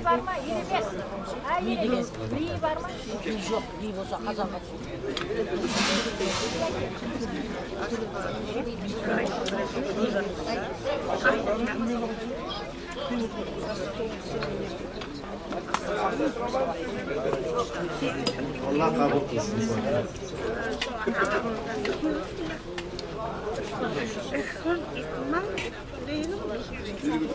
Құрметті бауырлар, апалар, қарындастар, үлкендер. Беріп жатқан ас қабыл болсын. Шүкір, жылда осы ағайын жиналып келеміз. Арауқтап жатқан жері жайлы, топырағы торқа болсын. Ұйымдастырып жатқан үлкендерге, жігіттерге, қарындастарымыз, келіндерге рахмет. Басқасына жүгіріп жүрген Кербек бауырымызға рахмет. Үйде осы беріп жатқан үйдегі бала жазып кетсін. Алла шипасын берсін, сауап кетсін. Құда тіректеріміз сау болсын. Алла қабыл етсін. Ерлан ағам қайда? Ерлан аға бір жеңді айтып беріңіз енді бұны. Өзгелі қыласын.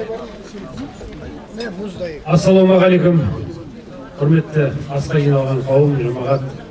Бүгінгі беріліп жатқан ас қабыл болсын. Мына істеп жатқан істеріңіз бірталай елге, бірталай ұруға, өнеге. Ата бабаны ұлықтау ол әр пенденің басты мақсаты, міндеті. Сонымен бүгін дастархан жайып, әруақтарға Құран оқытып жатсыздар. Алла қабыл етсін. Аман болыңыздар, жақсы болыңыздар. Ас қабыл болсын. Мұраттарымыз асыл болсын. Аман болыңыздар, жақсы болыңыздар. Ой, бәрекелді. Мынау қадірмендіға енді мен өзімді таныстырудың керек жоқ шығар. Талайға жырын сайлаған, бұлбұл құстай сайраған, кетеден шыққан есаңлақ сырдың бір бойын жайлаған деп ұлы бабаларым жырланы кетелердің бүгінгі жалпы үлкен асы ғой. Ол ас бергеннен кейін жылда болатын енді арқан тарту, қол күрес, бәрін енді шамалы кесіп тастап, тек осы жерге жалпы мына қазақ руханиятының шоқтығы биік мына жыраулық өнер ғой. Ханнан бастап қараға дейін бас иген ұлы жыраулар қазақ тарихының жыр шежіресін жасап кетті. Сондықтан да бүгін өзі Абат ағамыздың немересі келіп отыр. Және енді өзімді таныстырудың керек жоқ шығар. Көшенейдің баласымыз, менің өзім Байбол балам келіп отыр. Сондықтан да осы балдарға сәттілік тілеп, мына оқысы бүгінгі өзі Құран бер жағынан қабыл болсын. Осы балдарға сіздердің берген баталарыңыз болсын. Ортаға мен Абаттың немересі, есімі кім? Айару қызымызға домбыраны беріп жатыр қабыл.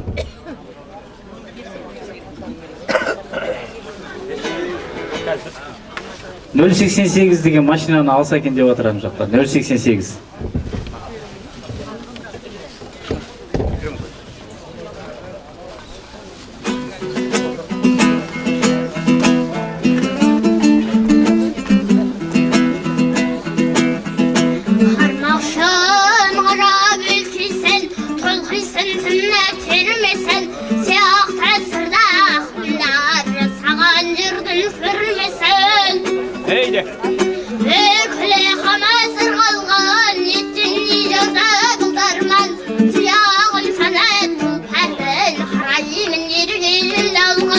Mevli bağı biz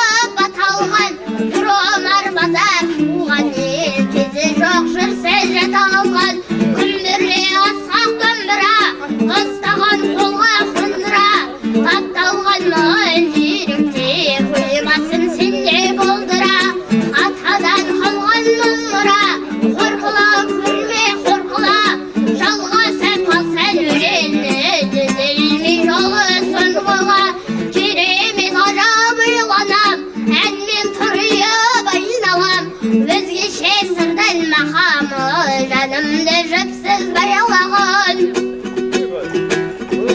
Жұлдыздай ағып жырлармен өткізсем күнде думанмен Жеудеме симай асқақ жез толқындай асау тулармен Желіде таян жалқанған бесікте балан бұлқынған Жыр жинап алып жүрмін мен күшкенде қалған Жұртынан ел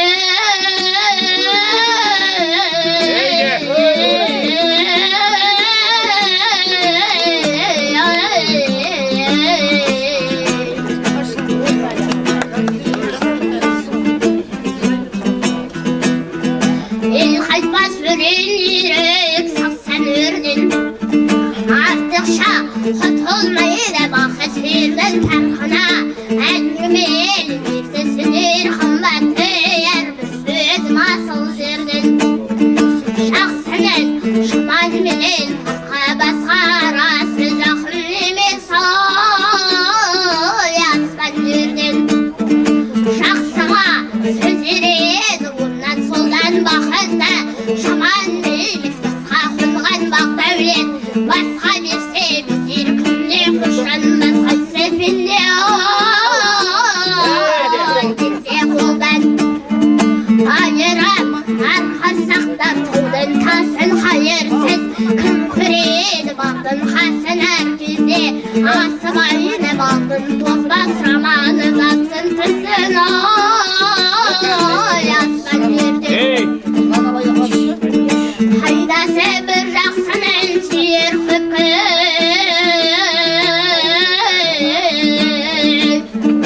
амалдап әркімді асырайды жалғыз басы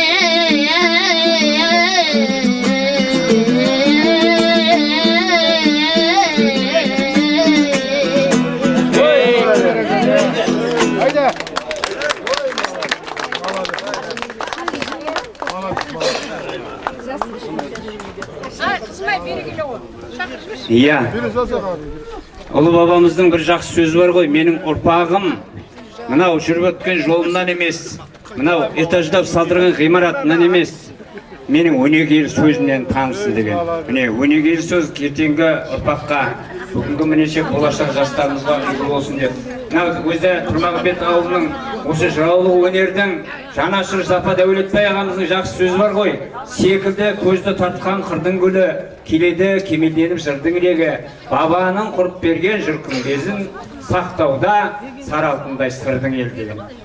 Сырдың елі, жырдың елі, сырдың еліне 10 жыл тұрақтаған адам бойына алтын бойлайды дейді. Бұл біз осы жыраулық өнермен мақтанамыз. Ұрпағымызды жалғастыра берсін, ұлы жыраулардың атын шығара берсін. Енді Байбол балам шақырайын.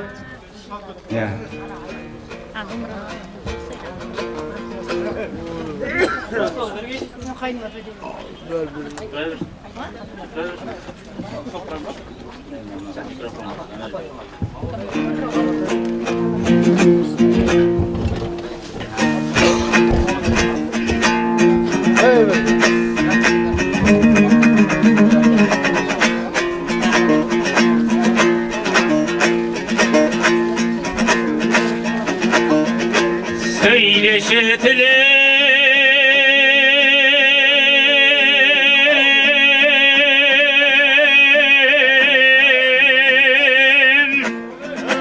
Söyleşi can şerikinin savunda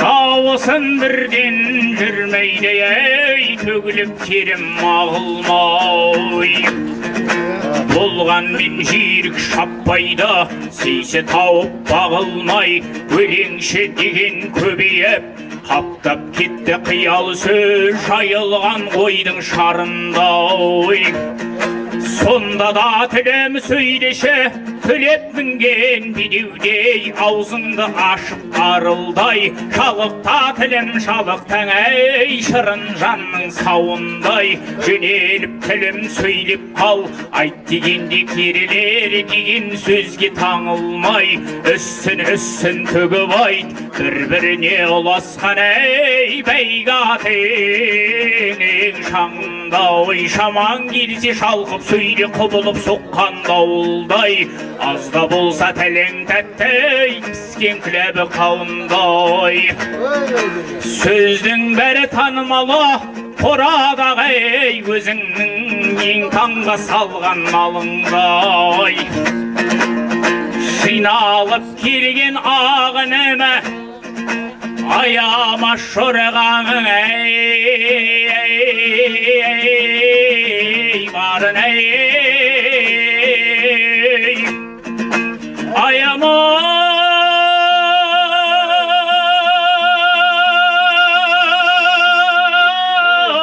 шорғаң әй, барын әй.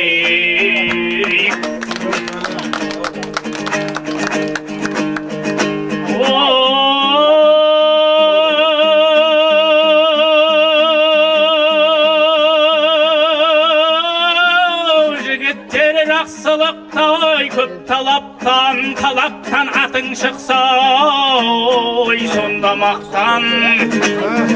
Дауа жоқ талаппен бақ қонған жанға жетерлік, өз басына өнер тапқан. Жігіттер өнер ізде тұрма жайға, ой қаратпа селбірлік әй,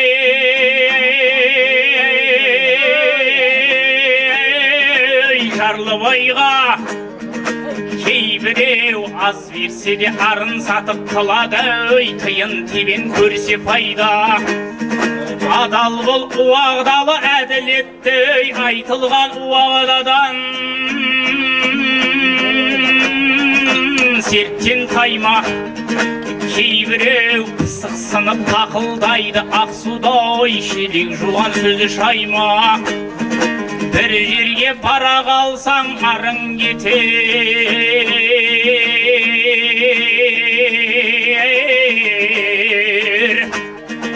Болмаңыз аса сырлас осындайды.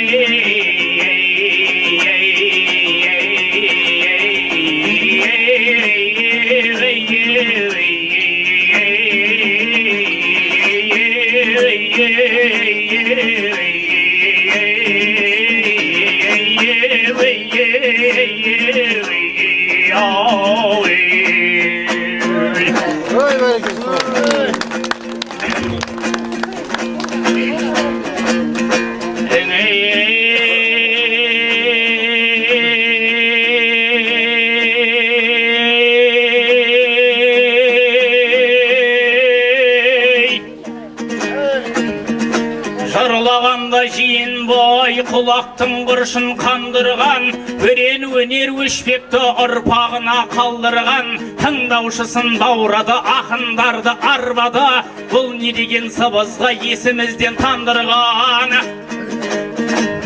Ата жолын қуыпты, бала жырау балдырған, 23-те жасы бар таңдайдан бал тамдырған, домбырасын қолға алды, сұлу сөздер салмақтап, жалықтырмай жиынды тақылдады тақпақтап.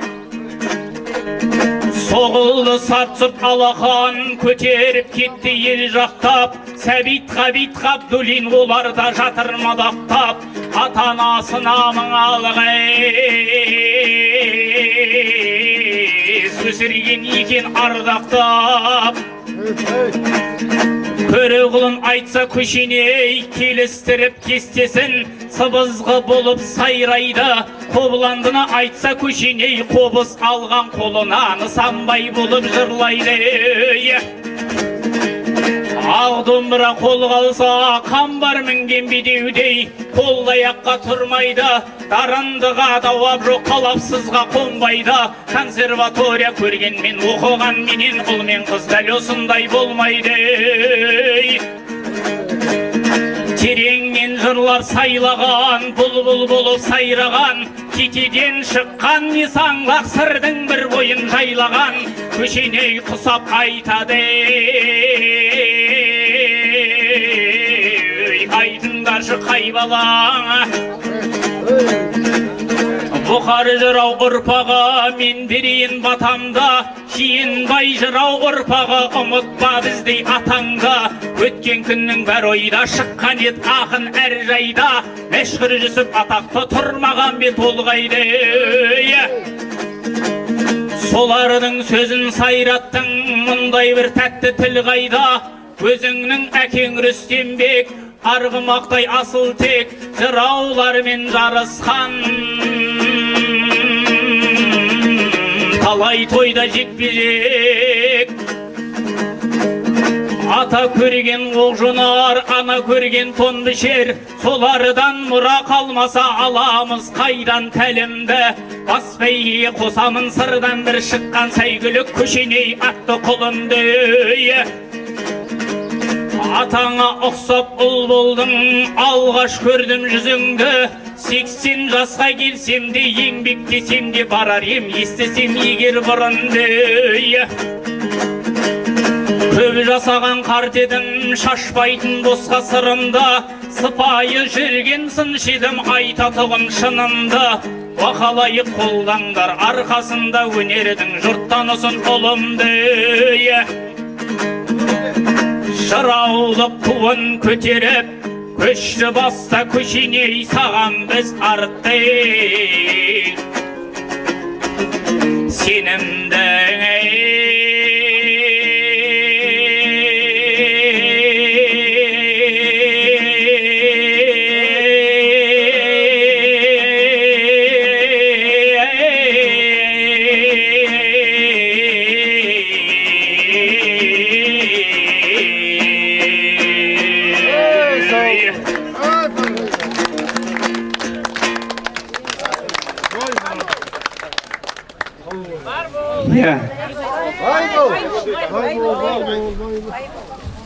Ал мынау өзі ата жолын ардақтап, өнердің жолын қуамын, ақтауға елдің үмітін берді бекем буамын деп, міне өнер жолы өлмейді, өнер жолы ауыр деген. Міне жас ұрпағымыздың өнері өрге баса берсін. Енді мына қадірмен ағайын, жалпы сөйлеп болып қалдық деймін. Дегенменде өткенге қолды бұлғатып, байқалмай өтер бұл уақыт, жақсы адаммен әңгіме қайтып бір келмес бір уақыт дейді ғой. Осы жерде енді мынау қадірменді мынау өзі осы ас болады деп жаңа айттым ғой, ат шаптырып қат жіберіп жан-жаққа жібердік, қатқа бар. Енді бүгін осы жерде Алматыдан келген меймандарымыз бар, дұрыс па? Сонау жерден келіп жатыр. Сосын осы жерде Тоқан ағамның үйіндегі жеңгеміз алғаш келіп жатсыз. Тағы осы жерде Елемес ағамның үйіндегі апамыз, дұрыс па? Осы кісілерге сөз кезегін берейін. Осы ағымызда жастар, ермек інім, өзің әулетіңнен бір жақсы өзіңді неңді білдір, дұрыс па? Сондықтан қыздарға берейін, жеңгелерімді өздеріңіз, сонымен Құранға қол жайымыз ба, дұрыс па? Кеңес пішкен тон келте болмас дейді, өздеріңізбен кеңесіп жатырмын, қадірменді ағайын. Амантай қайсың, екеуің бір үлкен бар, кіші бар. Жасырлардың астарыңыз қауыл болсын. Бұл ас жалғасын таба берсін. Бұны бастап, 7 жыл бұрын бастап ұйымдастырған қайныма көп рахмет. Бүгін қаншама ағайынның түрін көріп, бет-аузын көріп, өздерімен тілдесіп, жақсы неде отырмыз. Жылда осындай жағдай бола берсін. Айтайын, тек жалғасын таба берсін дей берем, басқа айтады. Осы жерде апайлар айтасыңдар бар ма? Барша халық жиналып жатқанымыз, бәріміз басымыз қосылып жатқанына мыңға шүкір деймін. Мына аруақтарымыз әрқашанда жатқан жерлері жайлы, топырақтары торға, жандары жәннатта болсын. Мына қалғанда ұрпақтар аман болсын. Осы Құран бағыштарын әрқашанда жалғасын таба берсін. Бақта, бақ жеңше. Құрметті қауым, бүгін мінекей үлкен іс-шара жасап, әруақтарға Құран оқытып, бабаларды еске алып жатырмыз. Осы беріліп жатқан ас қабыл болсын. Алла әруақтарымыздың, бабаларымыздың жатқан жері жайлы, топырақтары торқа болсын. Осы беріліп жатқан ас меніңше жалғасын таба береді деп есептеймін. Нұрбол 100-ге келгенге дейін соның тамазысы болып Нұрбол жалғастыра береді. Өйткені қазіргі жастардың ойы да, көңілі де, сезімі де, бәрі де жүйрік. Сондықтан жалғасын осы таба берсін. Алла қабыл етсін. Кел, әскер аға, Амантай бауырым, кел нәріға. Ермек. Бүгінгі мына осы әскер ағамда да, ағама да беріп жатырмын. Алтын алма алғыс ал дейді, алтын жердің сыйы, алғыс елдің сыйы деген ғой. Сондықтан да ағамыз бүгін осы халықты жиып, міне бүгін кең дастарханға осы бүгінгі асымызға атсалысып жатыр.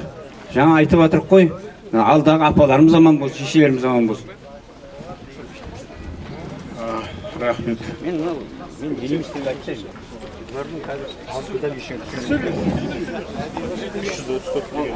Ассалаумағалейкум ағайын, ас қабыл болсын. Ата бабаларымыздың әруақтары риза болсын. Жатқан жерлері жанат болсын. Қызмет еткен ағайындарға, келіндерге рахмет, жеңгелерімізге рахмет. Осындай жылда асқа келіп бас қосылып, тойда жүре берейік. 333 334 машина алып тастайсыздар ма дейді. 334. Ассалаумағалейкум. Құрметті асаға қатысушылар, бүгінгі асымыз қабыл болсын. Аруақтарға беріп жатқан асымыз тие берсін.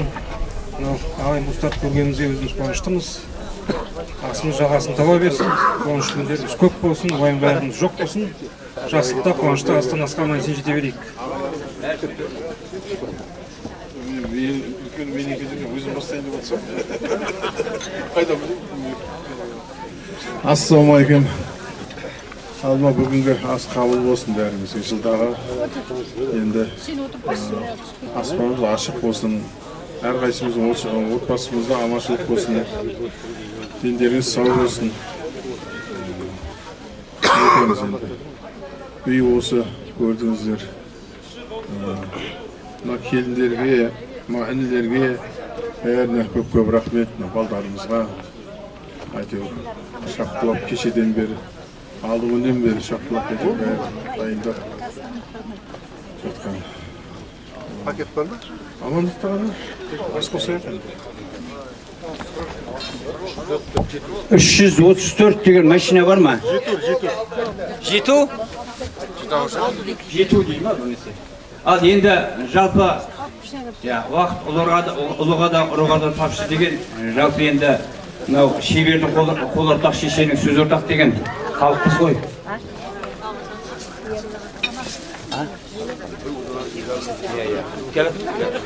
Сондықтан енді қызмет істеп жатқаннан кейін бір соңынан сөйлеу міндетіміз ғой, дұрыс па? Өзі Балқыбазар Дүріңғар алқа деп атты қойғанда қаншама пырақ болса да қарасын көрмей қанғалар деп. Насыренде, зергерде, өнершіде жырауды өткен, дүлді өткен. Соның бірі Балқыбазардай дан әкеміз ғой. Мына Балқыбазар әкеміз бір ауылда тұрып, көрші ауылға барайын деп, ауылдасы Маутан деген байдан мініске көріп сұраған екен. Сонда бай тұрып, бір қотыртайында қимаған екен ғой. Сонда барар жеріне барып, ертегіне келсе, біреуге ерте, біреуге кеш деген Маутан байдың жаназасының үстінен кезіп өтті. Сонда бар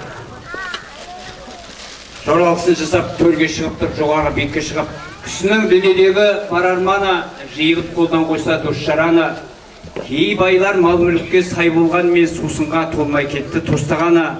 Маутанбай аттың жайын көп айтып еді, десе де екі қолы бос барады. Дүниеде не сақи, не сараң деген артында бір әйтеуір ат қалады. Бай болдым, дәурен сүрдім, қызық көрдім деп, Маутанбай ертең қаққа қалай мақтанады деген екен дейді. Қарап отырсаңыздар, дүние жиямыз, біз аяққа ештеңе алып кетпейміз. Бізден оларға тиетін мына Құран ғой. Сондықтан бүгінгі осы ауызбіршілікпен жиылып беріп атып қол жайып атқан бүгінгі аға ұрпақ, міне бүгінгі інілеріміз баршаңыз Алла қабыл етсін ниеттеріңізді.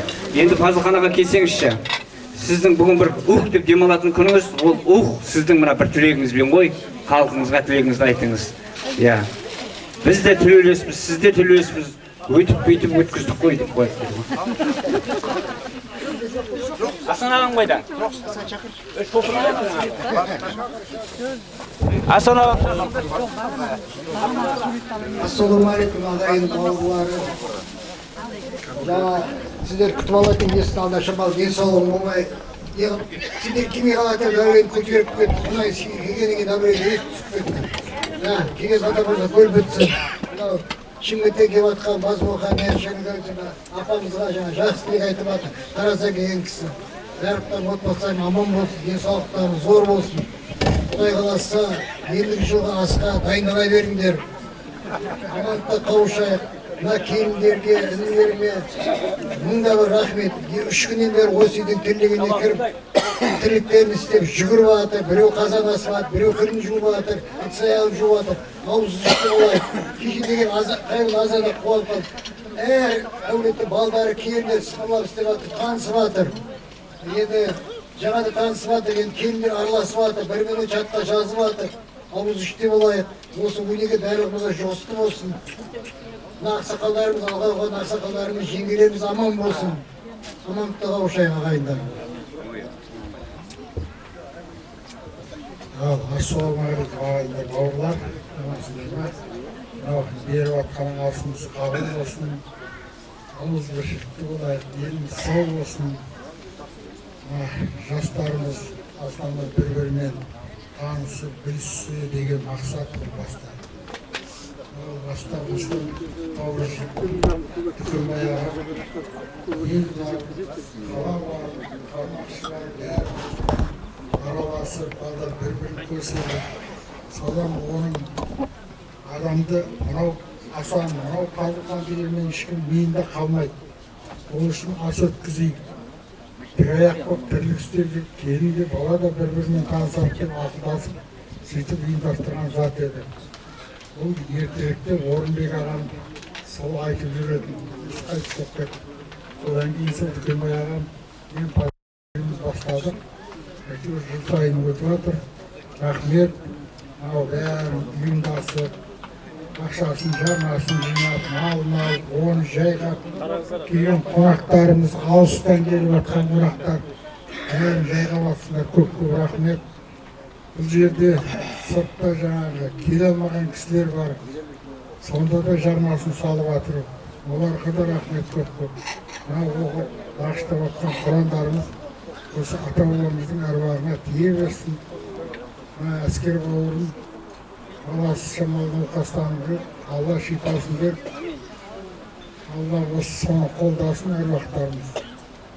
Ал бәріне көп-көп рахмет. Жүрген жерлерінде той қуаныш болсын. Аздап арашықтың көзіміз.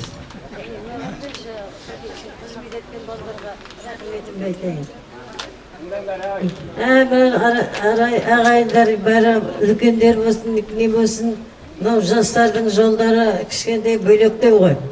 Сол жылардың үміттері, келе жатқан өзінің ұрпақтары, барлығы да сол жаңағы ата-анадан алдына не бір жаңағы бойда рухани байлықтар. Мен сондықтан мен жаңағы бұрын кездескенде әлгі босқа келген тікті аяқ демені былайынша келе салатын ақ қой. Жұмыстары қандай нені білмейміз. Кешеден бері мен көріп отырмын. Бүкіл балдар деген қаншама балдар қолдар келді. Тіп-тікі қолдардың жұмыстары дегені керемет. Сонда ырза болдым. Келіндерші, таң атқаннан келгеннен күннің ұрағына дейін жұмыс істеді. Бүгін кешке де азанда келіп жұмыс істеді. Мінекей, бұның барлығына да жаңа өздерін айтып отыр ғой, сендерге 5 қойдым деп. Сендерге көп рахмет айтамын. Дендерің сау болсын. Бала шағаларың аман болып, мен сияқты немерелі шөбере болыңдар. Мен 80-ден астым ба, сендер 90-ден асып кетіңдер. Bala şağaların aman bolup şolardın kızıgın köre beriңдер. Allah ösüйтүп сендердин de балдарың әрі қарап осына ата-аналардың жол нелерін жалғастыра берсін. Мына үлкендерді ата-аналарымыздың сыйлаған адам жаман болмайды. Сондай жақсы болады. Деген соған осы тілегімді балаларға деген нелерімді айтып жатырмын. Балдарың да аман есен дендері сау. Бүгінде ұзақ бақытты болсын.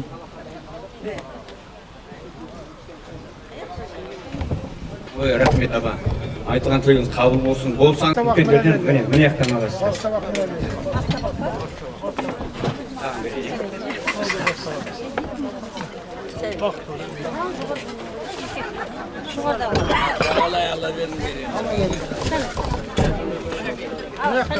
Baştan aldır. Көп жақтандар ал. Балаша рахат.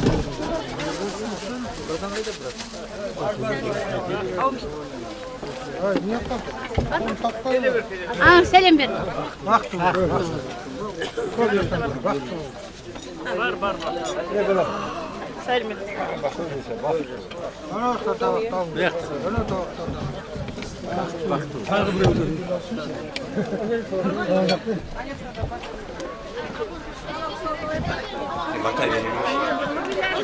Қане аласыңдар ма?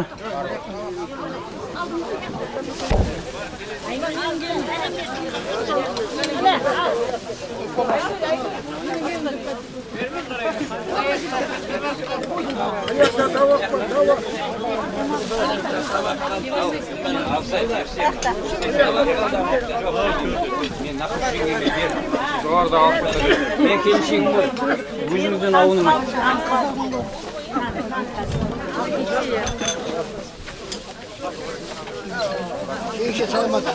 Аға қалайсыз?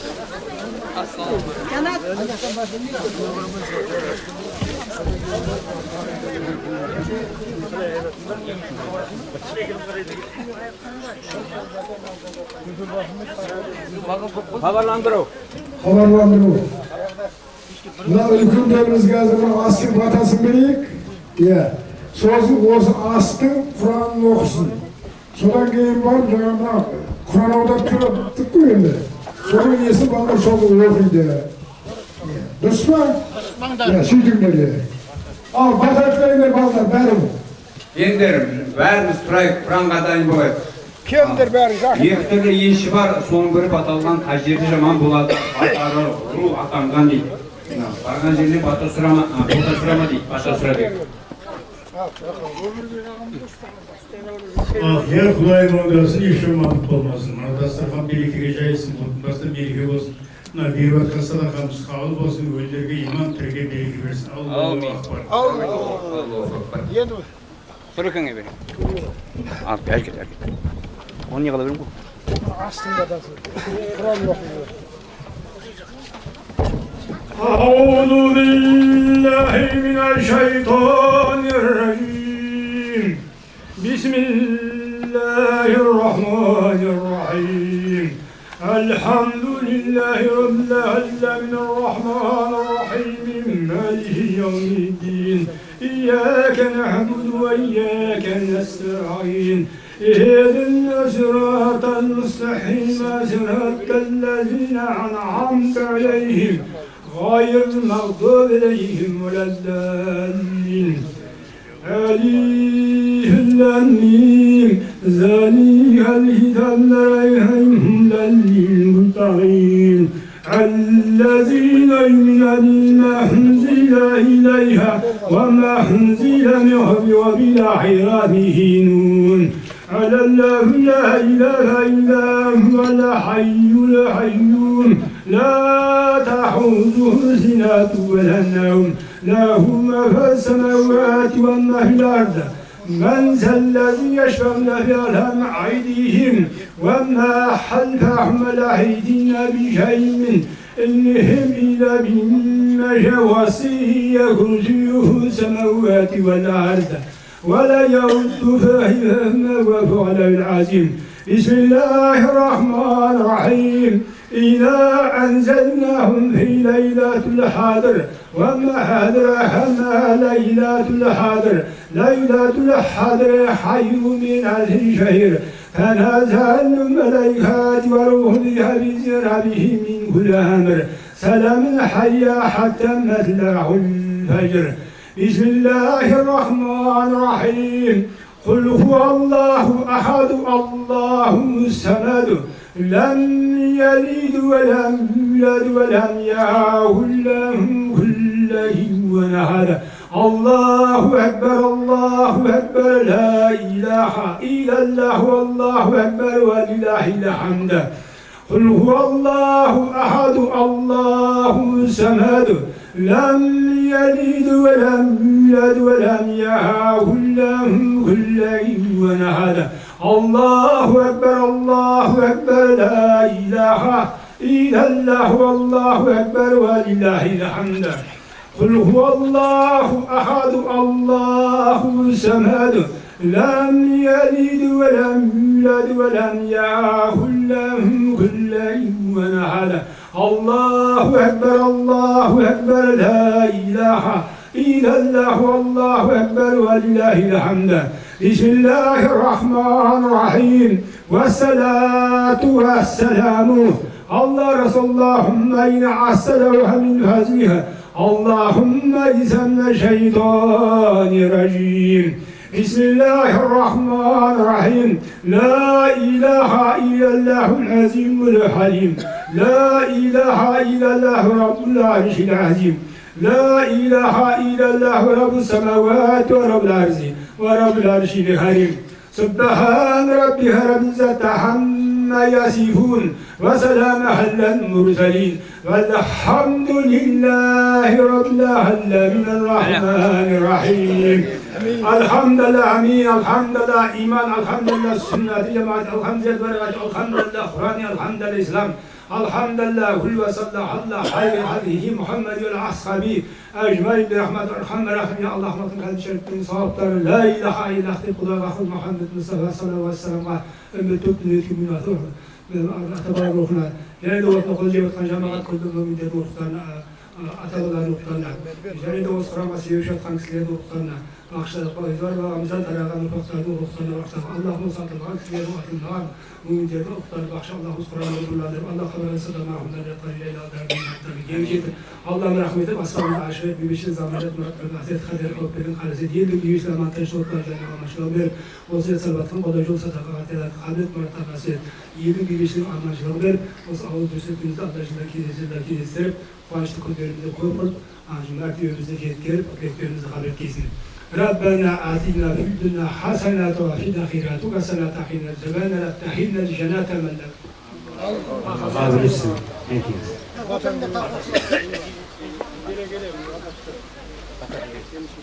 Ya Xudoyim oңдасын, еш жамандық болмасын, бақ берсін, бәлесін сақтасын, абырой аман сақтасын, елдің аманшылығын, бейді заманның тыныштық бейбітшілігін берсін. Осы қол жайып отқан жамағатта жиналған қауымның алла тілектерін, дұғалары жасаған ибадат құлшылықтарына қабыл айласын. Осы бүгінгі беріп жатқан Құдай жол садақаны, Құдай жолдар, осы да Құранға себеп жатқан кісілер, осында келіп жатқан жамағаттардың қол жайып жатқан туған той жақтарының рухтарына, ата-бабаларының рухтарына және де Құранға мұқтаж кісілерді рухы бағыштап, Аллахым осы Құранды нұрландырып, марқұмдар жатқан ел алдағы беш арттарын кеңшіп, Аллахым рахмет пайғамбар шапақ деп, тілектерімізді Аллах хайыр ақшамда бейбітшілік заман қылып, тілектерімізді ниетімізді қабыл еткесін. Раббана атина фид дуnya хасаната ва фил ахирати хасаната ва қина азабан нар тахиннал жанната мен ла Аллах қабыл етсін етеңіз. Енді мынау хатын шығарайық, иә? Отырыңдар, отырыңдар. Sen ketip қалма, аман болса. Орын-орныңызға. Отырыңдар, отырыңдар.